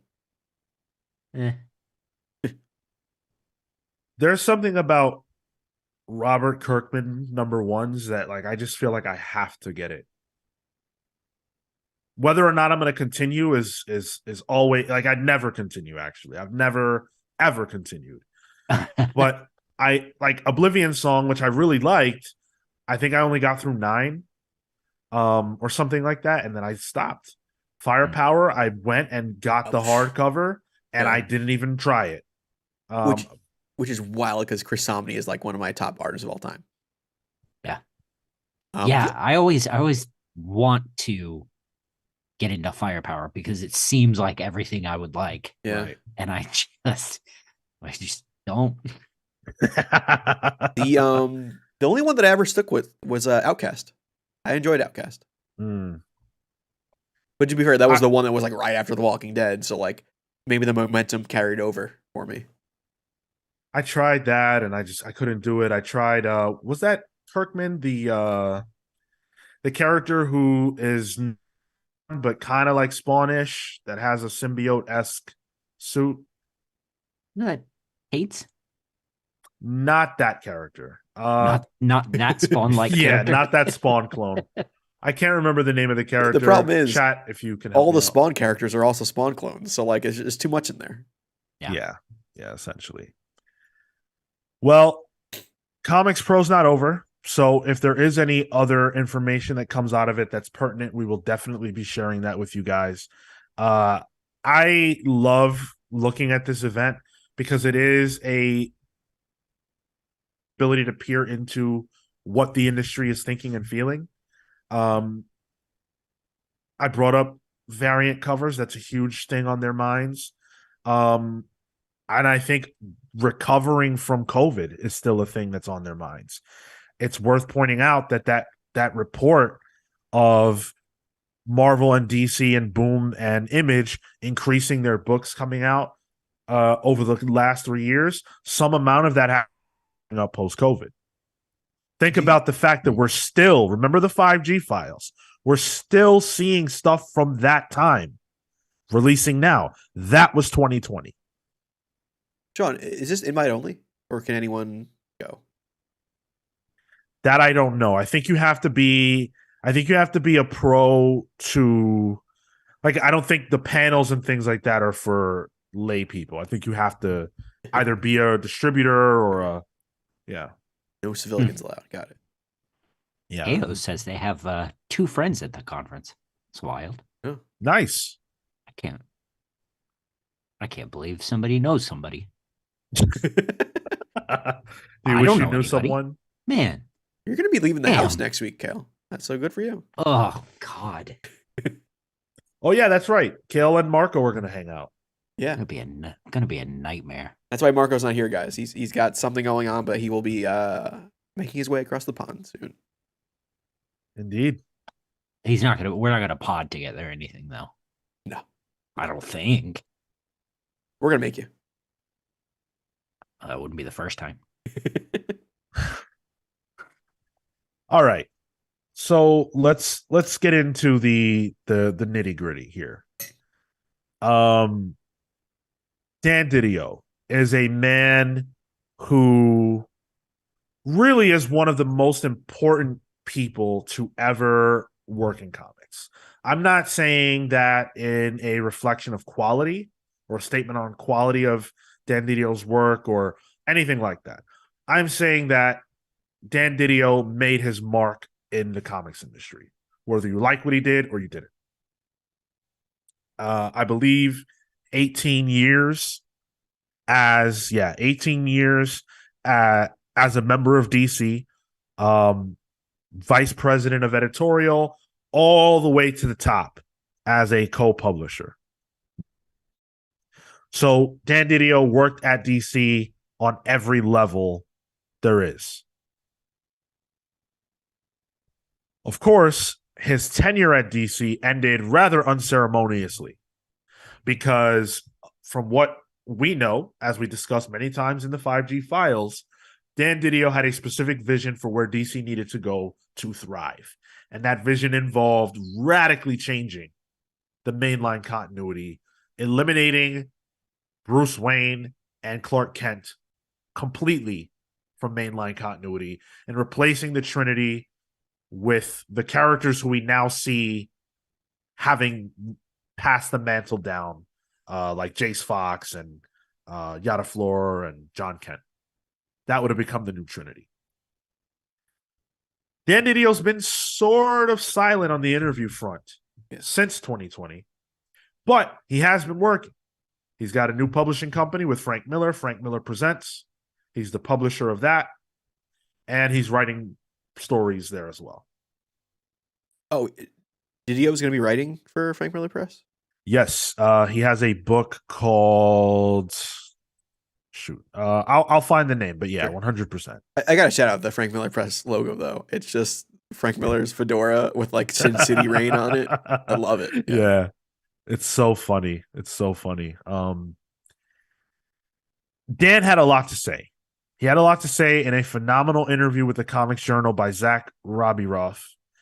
If this is the kind of thing that you're into, I highly encourage you to check out this interview because there was a lot of great stuff in here.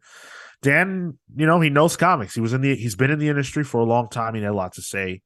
I want to start with what Dan had to say about variant covers because this is, again, probably the biggest issue that the comics industry faces right now outside of readership outright. So Dan was asked by Zach, you mentioned variant covers earlier, and I'm curious what your feeling on them in general is. One thing I've heard from retailers when I talk to them is that a lot of them are panicked about the state of variants and what they mean for the industry. And they're worried that they're fueling a sales bubble that can't possibly sustain itself. Dan said, indeed, and I agree with that. I've been hearing that for years. And I think they might actually be at that final tipping point now, because the word I hear is that the books are approved with variant covers in mind. It's not even variant covers as an accelerant for sales. It's now part of the equation for the profitability of a product, which means that's a really dangerous trap. So what Dan is saying is similar to what I was explaining earlier, in that when something is killing the children is being sold to retailers, Boom is saying, we're expecting to make a certain amount of money on this based on the fact that we're selling these variants and based on the fact that speculators will buy this because they think it will go up. So if something is killing the children sells 100,000 copies, but half of those, that is a made-up number, but half of those are variants, and some amount of that is multiple purchases because that's what people do, How many people are actually reading Something is Killing the Children? It inflates the numbers. Exactly. Yeah. But like part of me was like, why do they even care? As long as they're getting the money, what do they care about actually having appropriate data? Well, then why not just put out, pretty pictures? Why not just become an art company? True. Yeah. Dan actually, I think, answers that. Easier to plan when you understand what you're really working for rather than what you're sort of pretend selling for the moment, And all the people that are building on variants, their answer now is to add more covers, which is the complete opposite direction. The ship is upside down. You don't go to the top because the top's underwater. That's the exact problem. That is the exact problem. If selling more variants is your answer to selling more comics, what happens when people realize, oh, there's no money in these variants? And those people stop buying. If you remove the speculators from the equation, how many people are really, really buying this book? How many copies of Something is Killing the Children is Boom trying to return? Yeah. It's I wonder, in a strange way, digital comics might be a better indicator of how many people are buying comics, because variants don't exist there. People are getting the book to get the book, but they don't even really put that out. It's 1-to-1 in the digital space. Yeah, but that wouldn't encompass the sure. whole Yeah, industry. yeah. I mean, like, just for digital, like, we know people buying digital comics are the readers of the digital comic. Does that make sense? Yeah. Yeah. Yeah. 100%. So yeah, Dan, just in my opinion at this point, completely on the money. And it goes on. Question: did you feel like that was a trap that DC was falling into by the end? Answer: yeah, that's because they're profit driven on a quarterly basis. You had to hit a number, and that was easy to fix on. You mortgage your future on something for the moment, and you keep on mortgaging it because ultimately you have to deliver. One of my favorite questions people always ask me is, why did you follow up 52 with another weekly series? And I said, because 52 was successful. That is fascinating to me, coupled with what Dan's about to say. This is the scorched earth comment in my mind about the problem that DC has and that Marvel has to have as well, that they can never escape. Question: was that your choice or was that pressure from the higher ups? Answer: that's a number pressure from the higher ups, because the other bad thing about corporate success was it was a double-edged sword. Nobody believed comics were successful inside the business. The DC, Warner. That's me adding that. Quote: so what we did was we proved it was successful. Then once you prove it's successful, it's like a gangster movie. It's like, fuck you, pay me. Every chance you get. You made your number, great, fuck you, pay me. And that's what you've got to do. So all of a sudden, you brought the spotlight on yourself. And because of that, you had to keep paying. Yeah, this is an issue with just, God, I hate to be that guy again, but this capitalism again. It's never-ending growth until something breaks. And if it breaks, it's your fault it broke, not the model's fault. Well, it makes sense that, they would make so many cuts too over the years to try and hit that profit. Mm-hmm. Right. They're doing anything and everything they possibly can to hit that mark. I removed the quote, but Dan also talked about how this was easy. It was easier to make comics at DC before they had the office space in Burbank. Because at that point, Warner was onto them. Warner's eyes were all over them. So if it was tough when they made the 52 and then were forced to make another one, how many eyes were on them when they moved to California? What was the other one? Was it Batman Eternal? Well, it was Countdown. I believe was after 52. Is that not correct? Oh, I'm thinking New 52. Sorry. Yeah. Okay, you're right. Yeah. Yeah, you're right. Yeah. And then it was Brightest Day after that. Yeah. Okay. Right. And they kept doing it because it sold until people were tired of it. Yeah, I was one buying it, you know? Me too. Yeah. I bought all of the Batman Eternals. But it's crazy how, because it worked, they had to write it until it didn't work. Yep. Dan also talked about the fact that, you know, in his mind, he had a rule where only 30% and no more of the line could be Batman comics. Because if they were to push past that, it would innate people who don't want to read Batman books. And it would eventually dwindle the audience, which is something that Dan talked a lot about in this interview, was the dwindling audience and why that's happening. So he had a mandate, not 30%. Has it grown since he's left? I do not know that. Okay. But that was Dan's mandate at that time, yeah. 30% is so much. It's high. It's high. I didn't even third of the line. I wouldn't even think it would be that high. But when you encompass everything, sure. I mean, especially if you count like that family, forget about it. Well, think about how solicits came out. You know, it used to come out like, here are the Bat books that got announced, you know, coming out for solicits. And then it would be like, here are the Justice League books, which would like include Superman and Wonder Woman. Like they were like in the Justice League area. And then it was like, here's Swamp Thing and Justice League Dark. So yeah, memory serves that correctly. Yep. Yeah. It's unbelievable. So on the subject of the dwindling audience for comics, Dan DiDio was asked, to return to the question of comics audience in general, is there a concern that the market is just slipping away from readers of any stripe?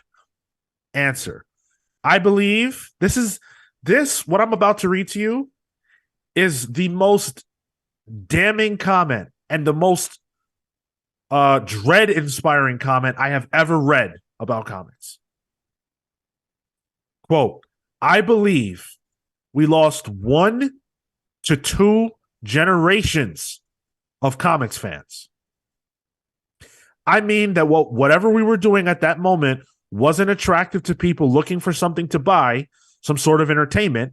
And I think that's when you saw this generation gravitating towards manga. And rather than understand what that audience was doing, we doubled down on the audience that we had. Wow. We've been saying that forever, that the comics is too invested in the old guard. It gets better, but yes. Yeah. Yeah. Yeah. And so that would mean like our generation, he's saying like our generation's the last one. I would say our generation is arguably considered a lost generation. Yeah.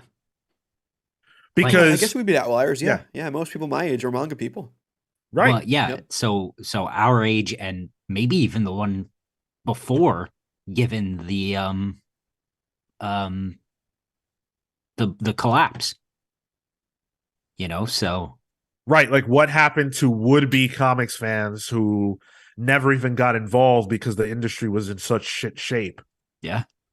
Yeah. For context, we're in our 30s, just for listeners there right now. I'm just bad with people as opposed to Stephen Yeun, who I thought was 20. So. Yeah, but like, I mean, people like you know, Atomic Hound in the audience, you know, who's stuck through. You've probably seen the collapse, like who knows how many of them you know, of Atomic Hounds they lost. Wow. That reminds me of that Buster Scruggs James Franco meme when they're on the gallows. Like, oh, first time, huh? Quote, I used to joke, which is not a joke anymore, when I first got to DC about sales on a number of books and price increases.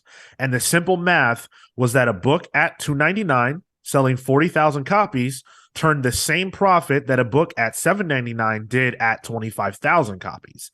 And a $15 book did at 10,000 copies. But the 10,000 copy book had a hardcover, you had beautiful paper, it didn't have to hit a schedule. Everybody said, let's make more of those. And I said, here's the problem. I make more of those 10,000, I lose 5,000 people. 1,000 readers goes to 35, 25, 20, 10, 5. We're out of business. And the answer becomes, well, let's just raise the price. And I said, great. We're going to create a $1,000 comic for 1,000 people. And that'll be our entire audience at the end of the day. And I think that's where we're heading now. Damn. Yeah. So his response was, let me team up with Frank Miller. But Kale's reaction, that's why I felt we had to talk about this. Yeah. Because he's saying the quiet part loud. Yeah. Well, he has no restrictions now. He has no Right. We fucking spent interest. We fucking spent $8 on a Clayface book this week. Luckily, it was good.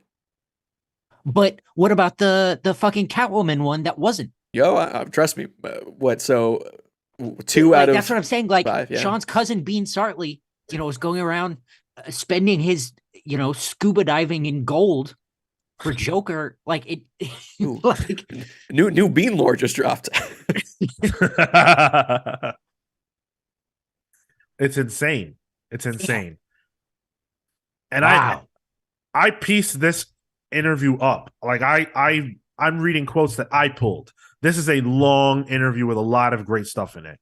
Let me I will put it in the YouTube description for people who aren't watching live. I put it in the chat for live watchers on both Twitch and YouTube. But okay, I'll throw it in there. So I might be reading this after. Quote.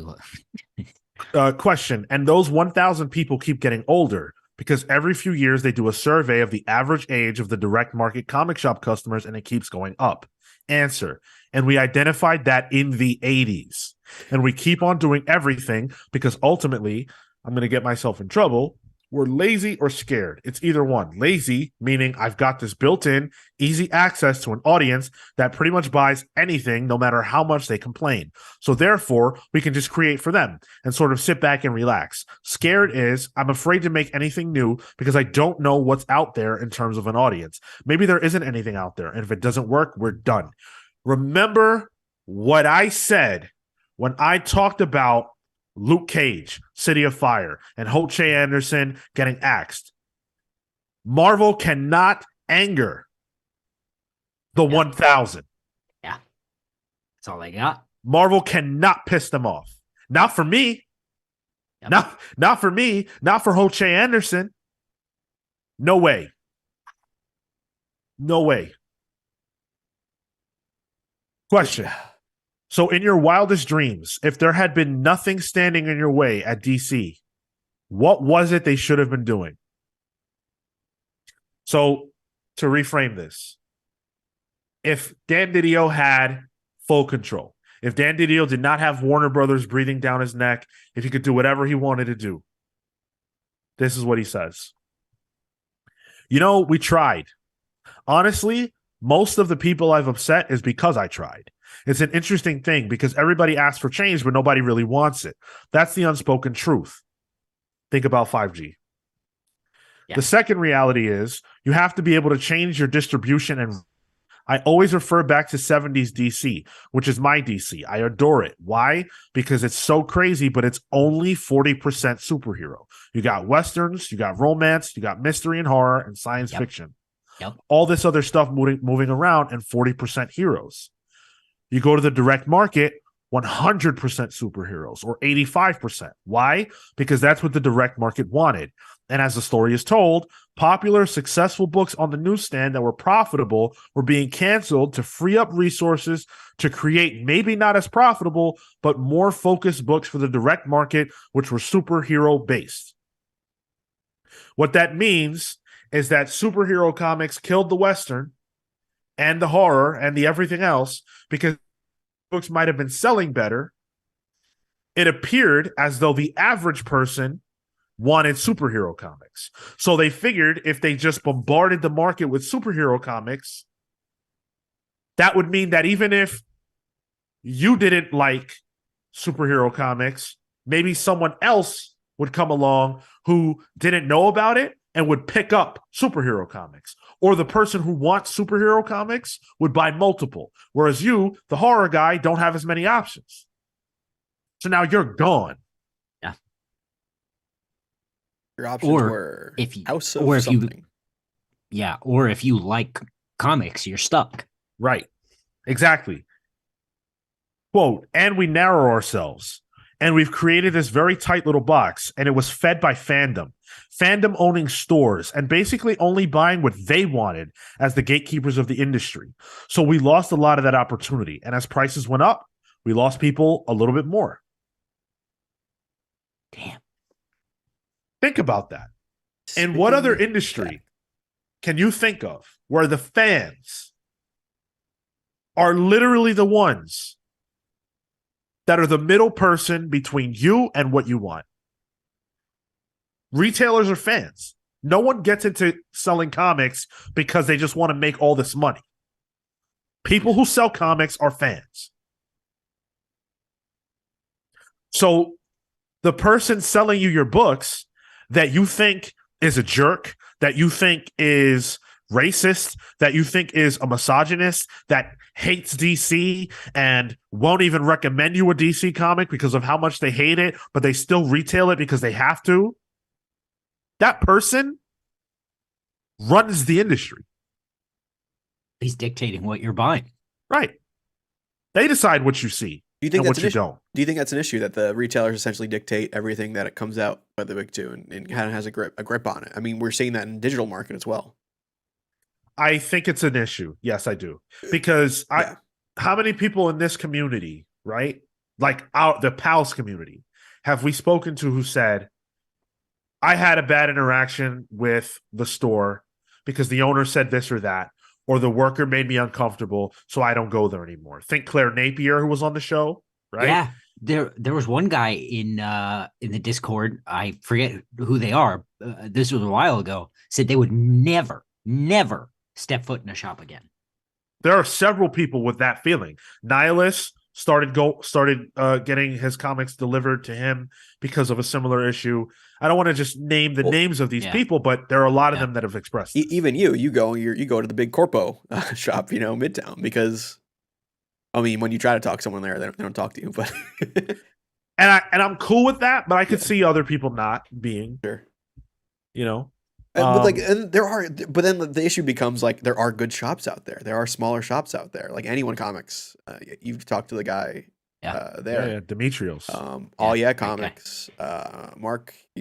All Yeah, which I go to occasionally. It's great. So like, how do you lessen that stranglehold that retailers have on dictation of the big two without destroying retailers? It's such a weird tug of war. Well, but I also think, Dan pointed out that like the company itself traded in on other genres. Yeah. So that the average person would come to comic books. Sure. So, it's not wholly on the retailer, but because the big two won't take a chance on a genre book, I mean, it's a lot of the same stuff that's happening in the movies right now. Sure. Now I'm gonna stop you guys because Kale just went into Dan's literal next point. I tried to do a pulp line with the first wave heroes. You guys remember that? First wave with J.G. Jones was the primary artist there. They had the first wave book with, I think, Brian Azzarello that did it. It was Batman. It was I can't believe you guys don't know this. This is not ringing a bell. You know it if you see it. It's good, actually. I really enjoyed it, and I didn't think I would. But it's it was Doc Savage. Yeah. Okay. Yeah, the Spirit was in this somewhere. I had that issue. Yep. Yeah. It's sick. It's really cool. Yeah. But listen to Dan. I tried to do the line with the first wave heroes. I tried different things, even the Young Animal line and all these different types of flavors. I mean, my goal for New 52 wasn't about, unmarried Lois and Clark, although that was a driving force, or just restarting the books at #1 because we know they're going to sell better. But it's to do a vampire book, and Men of War and Olmec and Demon Knights and all these weird, crazy things under this big umbrella of attractions with the hope that the umbrella gave them enough life. My two favorite books coming out of the New 52 were Animal Man by Jeff Lemire and then early Scott Snyder Swamp Thing. Brilliant. There were a lot of good things happening on that line that weren't just about the fact that Superman wasn't wearing his shorts. Question. It sounds like you're able to point to a couple of big problems here, which are, number one, the direct market being further and further away where the mainstream of actual comic buyers are coming from, and number two, the price point keeping it out of reach from young readers. But how do you solve either of those problems? Answer. That's the hard part, because we've looked at other ways. I tried to do the Walmart initiative. I was doing $5, 100-page books, a mix of product in there, old and new, hoping that something would connect with somebody. Truth be told, the resale stores outside of the comic market prefer the higher price point. If I'm going to give up shelf space, I'm not going to give up shelf space for a $1 book or a 99-cent book. I need something that has value, so when I sell it, I make a better profit. What Dan is saying is that in a place like Walmart, where shelf space is essentially advertisements, when you're trying to sell something that's $5, what is Walmart's, what's their profit on that? How are you splitting that up so that it makes sense for Walmart to put that there instead of Entertainment Weekly? That's going to sell more for more money. And that was the issue too. Nobody could find the book. Right. Yeah. It's in a weird place. Had its own stand for it that was hidden. It was sometimes in like the video game section, the one time I've seen it. Yeah. Right. I never saw them. Or with the trading cards. Yeah. Yeah. Yeah. So I'm not going to read any more quotes. I feel like we got the gist. This was a damning barn burner look at the comics industry. Very frank. What Dan said. Dan. Very Dan. What I got out of this is that the comic book industry, in short-sightedness, created its own problem literally 50 years ago. The comics industry created its audience, taught them what to want, and now cannot offer that audience anything but what they convinced them that they needed 50 years ago. And the funniest part for me is learning knowing your lesson that happened 50 years ago and how it's now bleeding into movies. Yeah. That exact same thing is happening with Marvel movies right now. Yeah, and I mean, you know, I think that they're probably not as keened in on what the issues are. Sure. But we even see Marvel trying to make, you know, Werewolf by Night is very different. You know, some of the movies are like, they have like the heist movie, the espionage. Like, they've tried to do all that, but I think that comics, right, that phrase, and superhero, we know the same thing. But in the movies, they are. In the movies, comic book movie, they think of a superhero movie. Yeah. They're the same thing. People do not know that Road to Perdition is a comic book movie, right? Yep. It's true. Yep. So the comics industry doesn't have to be that way, except for what Dan DiDio said about Young Animal, New 52, and First Wave. They don't want it. Kale, does this recontextualize your opinion of Dan DiDio? Oh, 1,000%. Because even people were like, genuinely, these are the stupidest things. His since my early years of reading comics, he said very early on that in Infinite Crisis he wanted to kill Nightwing, and I was like, fuck that guy. And not that I want Nightwing to be dead, but like, you know, take the note behind the note. Something's got to happen. Something's got to change. Like, he was right. Right. And even, look, I don't want to say that like this interview makes Dan DiDio a great human. There have been many accusations and things like that Dan DiDio was enabling Eddie Berganza, who was an editor at DC, who was I'll use the word accused. I want to use a stronger word, but It's been a while. Of sexual assault and harassment. So, not great. Dan DiDio was also accused of having a rule that women could not be editors for Superman. To save, the Superman line, that editorial line, a lot of people went from that to a major job either at DC or elsewhere. Women were kept out of that. That's probably a generation lost of women in positions of power in comics. So you want to talk about losing generations. I think Dan DiDio said a lot of things that are right, but how different is this industry if women were allowed to flourish 30 years ago? Not for nothing. I mean, Heather Antos and Heather Antos has, blown the industry open, for women and the stuff she went through. But this new what's it called? The Asian inspired line that was just Vigil and that whole line was spearheaded by an Asian woman working in, an Asian female editor working in DC right now. Right. Yeah, that's the kind of change that happens. Now, does that bring in more books or more readers rather? I don't know. But it's a shot. Yeah. It's a chance. It is kind of funny seeing DiDio talk about all this change that needed to happen in terms of the output and the genres and making definitive statements, but he couldn't look inside the calls coming from inside the house. You know what I mean? Like, maybe you should have hired more diverse people to make those changes. Just saying. Well, Dan's a dinosaur, and I don't think he would argue with that. I think Dan has a lot of opinions or ways of doing business, if you will, that are antiquated, that hurt comics. And I'm sure that Dan would admit, I would imagine he would admit, to making mistakes. And being part of the problem. There's never been a time in comics where the big two weren't run and overseen by people who came from the same exact time period that we're talking about. It's all the same people.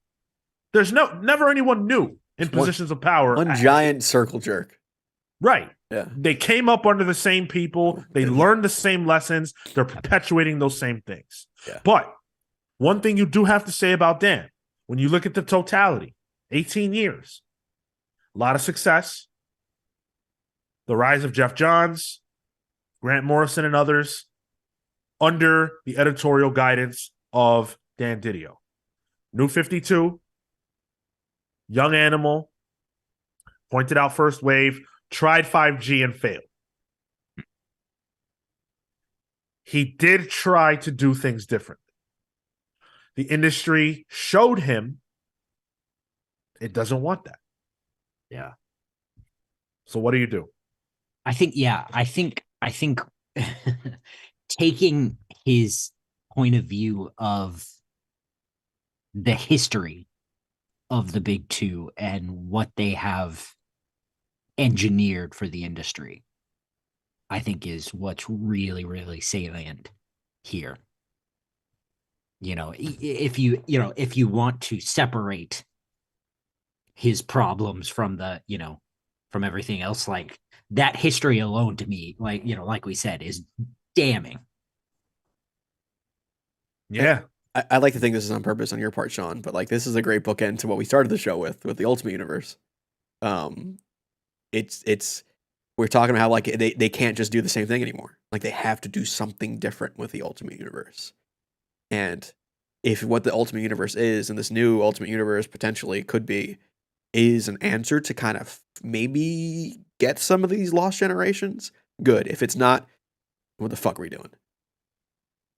Yeah. I mean, I think it's crazy that 20 years ago, the solution to the problem that Marvel had of being stale was to launch a separate universe with the exact same characters, just at earlier points in their life.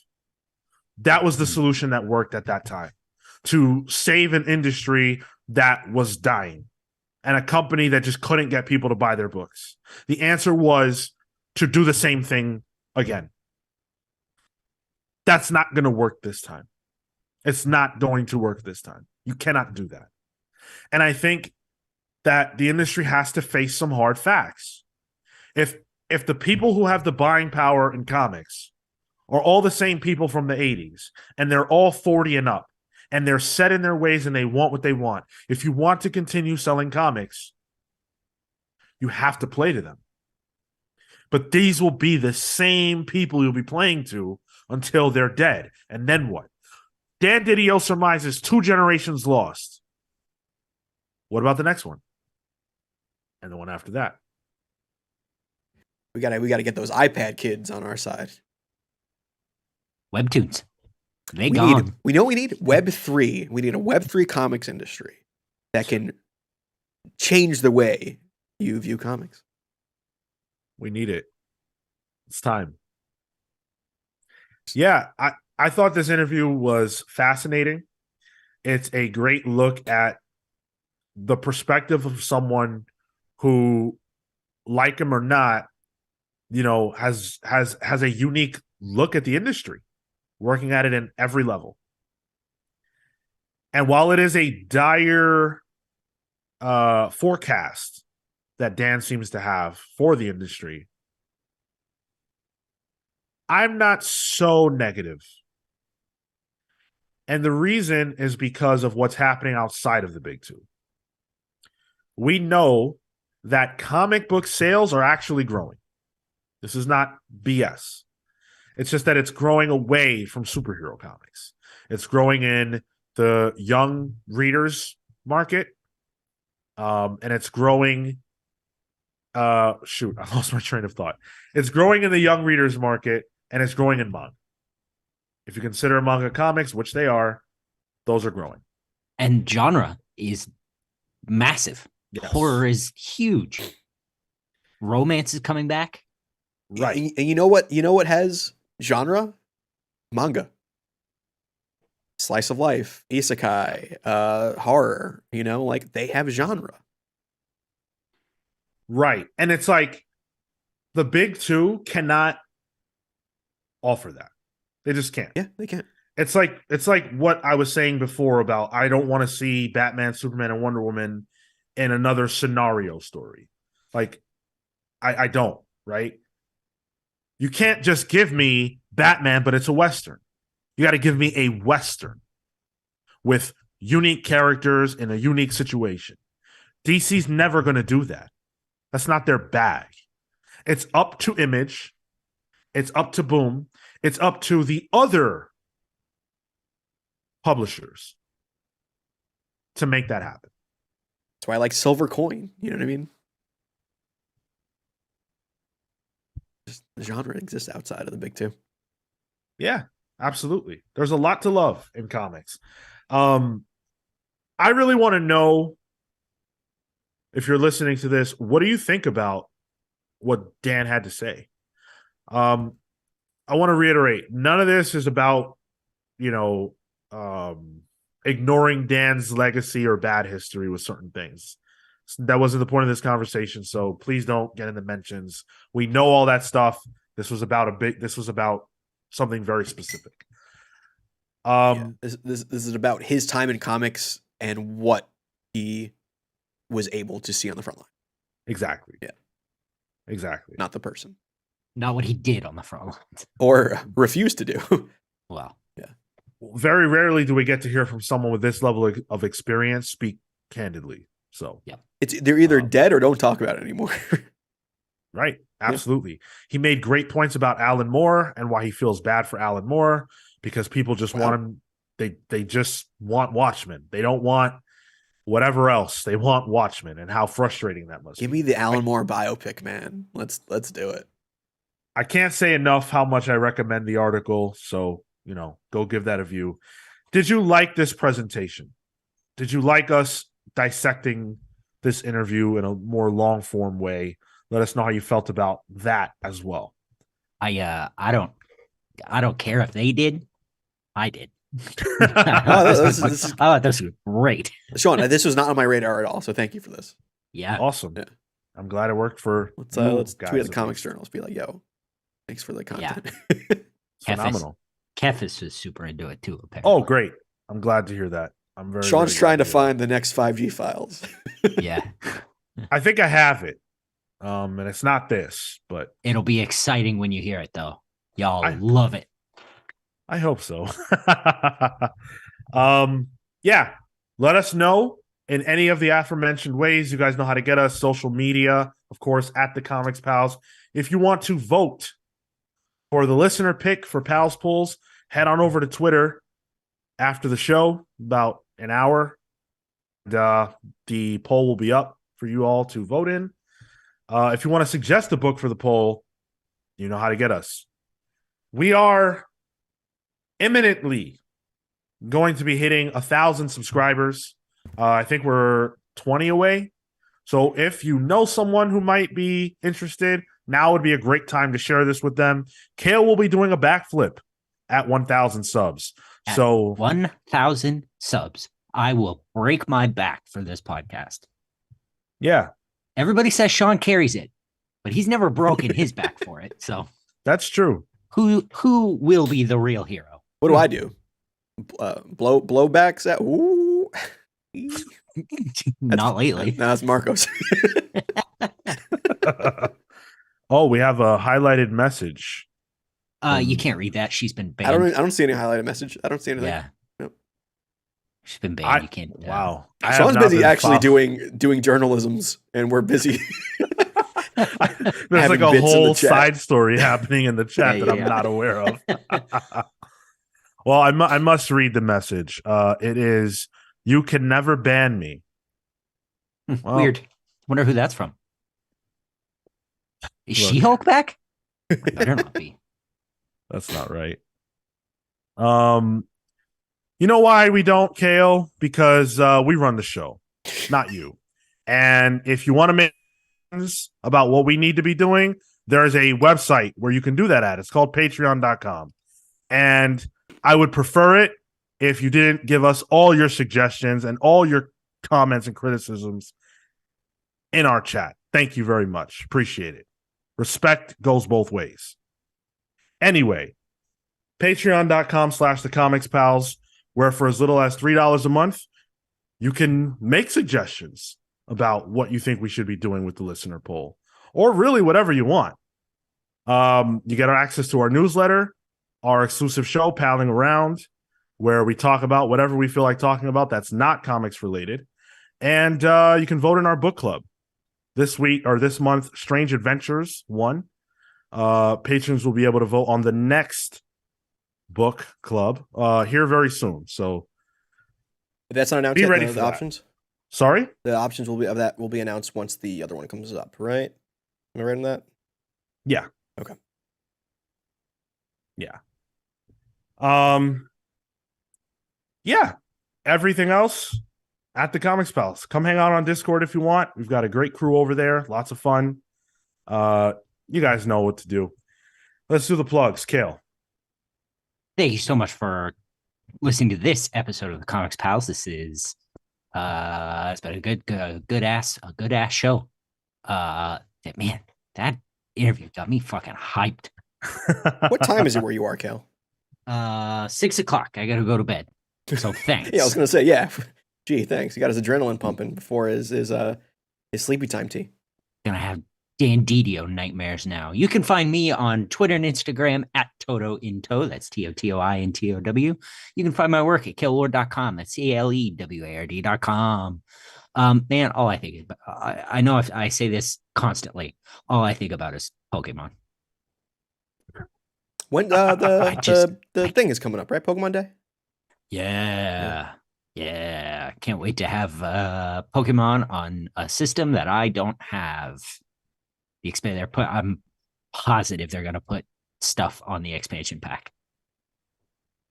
The Game Boy Advance stuff that they just put out is on the expansion pack. Oh, you mean like the online subscription thing? Yeah. I gotcha. Pissed. Hey, thanks, T-Man. T-Man says it was very insightful and thanks for the content. Thank you. Appreciate respectful listeners. Tyler, you're up. You can follow me at the Tyler Olson on Instagram and Twitter, or on TikTok, where I tell people to go to therapy. What what else? I'm hungry, guys. I've had this bowl of Lucky Charms that I poured this morning. That's before the show. Yeah, before the show, but I was too busy doing the actual like show stuff, and I forgot to eat it, and it's just been staring at me, and I had to prevent my cat from eating a marshmallow. So I will be eating Lucky Charms. If you guys want to talk about cereal, please let me know your favorite cereals. Captain Crunch.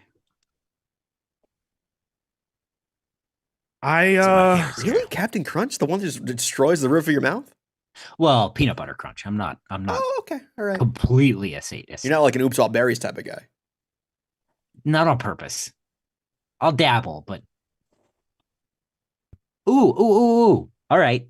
Kefis points out that I should we have a channel in the Discord called Wildcats Boxing Gym. If you're into exercise at all, at any level, we're super into encouraging each other and trying to really get in there. It's helped me a lot, and I'm the one that dang started it. So Kefis and Manny are in there. They're experienced. They're working it. That person that was banned, she probably won't be in it anymore, but who can say, you know? That's all a joke, by the way. No one was bad or banned. Oh, she was bad. All right. I've been going on hikes. Should I be posting that in there in that Discord? Sure. Why not? The gym is whatever you want it to be. I hate gyms. I have been getting up at 5 a.m. to write, and that's also been my gym. Yeah, that would be a gym in a sense. Yeah. Yeah. It sucks. That's fair. As for me, I'm on Twitter and Instagram at Sean Soapbox. You know what? I don't have anything to plug. I'm playing Metroid Prime. That's been a lot of fun. Oh God, I wish I could afford that. That's one of my favorite games. Ditto. It's man. Have you seen any like images from the remake? Bits and pieces, but I don't remember enough from the original to be able to tell the difference that much. I do have a question for Sean and maybe the listeners. Anybody see the Suicide Squad game footage at the PlayStation Presents State of Play thing? I don't care about it. Really? Oh, dude, it'd be great. It'd be such good Twitch content. It's 4-player, co-op. I mean, if you want to make content, we could talk about that. But like as a like really? Game, okay. Not your thing. Yeah. Okay. No. Yeah, that's it. Thank you guys so much for listening. We appreciate you. We'll be back next week. Same bat time, same bat channel, of course, 10:15 a.m. Eastern on Saturdays on Twitch and YouTube, 6 p.m. Eastern on Thursdays for Pals Pulls. So hang out with us. Sean, you have one more highlighted chat to say. Oh.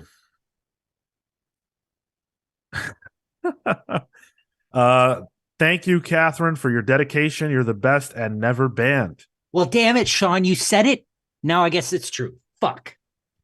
Like a Rumpelstiltskin or a Mr. Mitsaplit situation. Wow, it's almost no, it's huh? She's a Batmite. A Palmite. Whoa. Yeah. See you next week. All right, yeah. Take care, guys.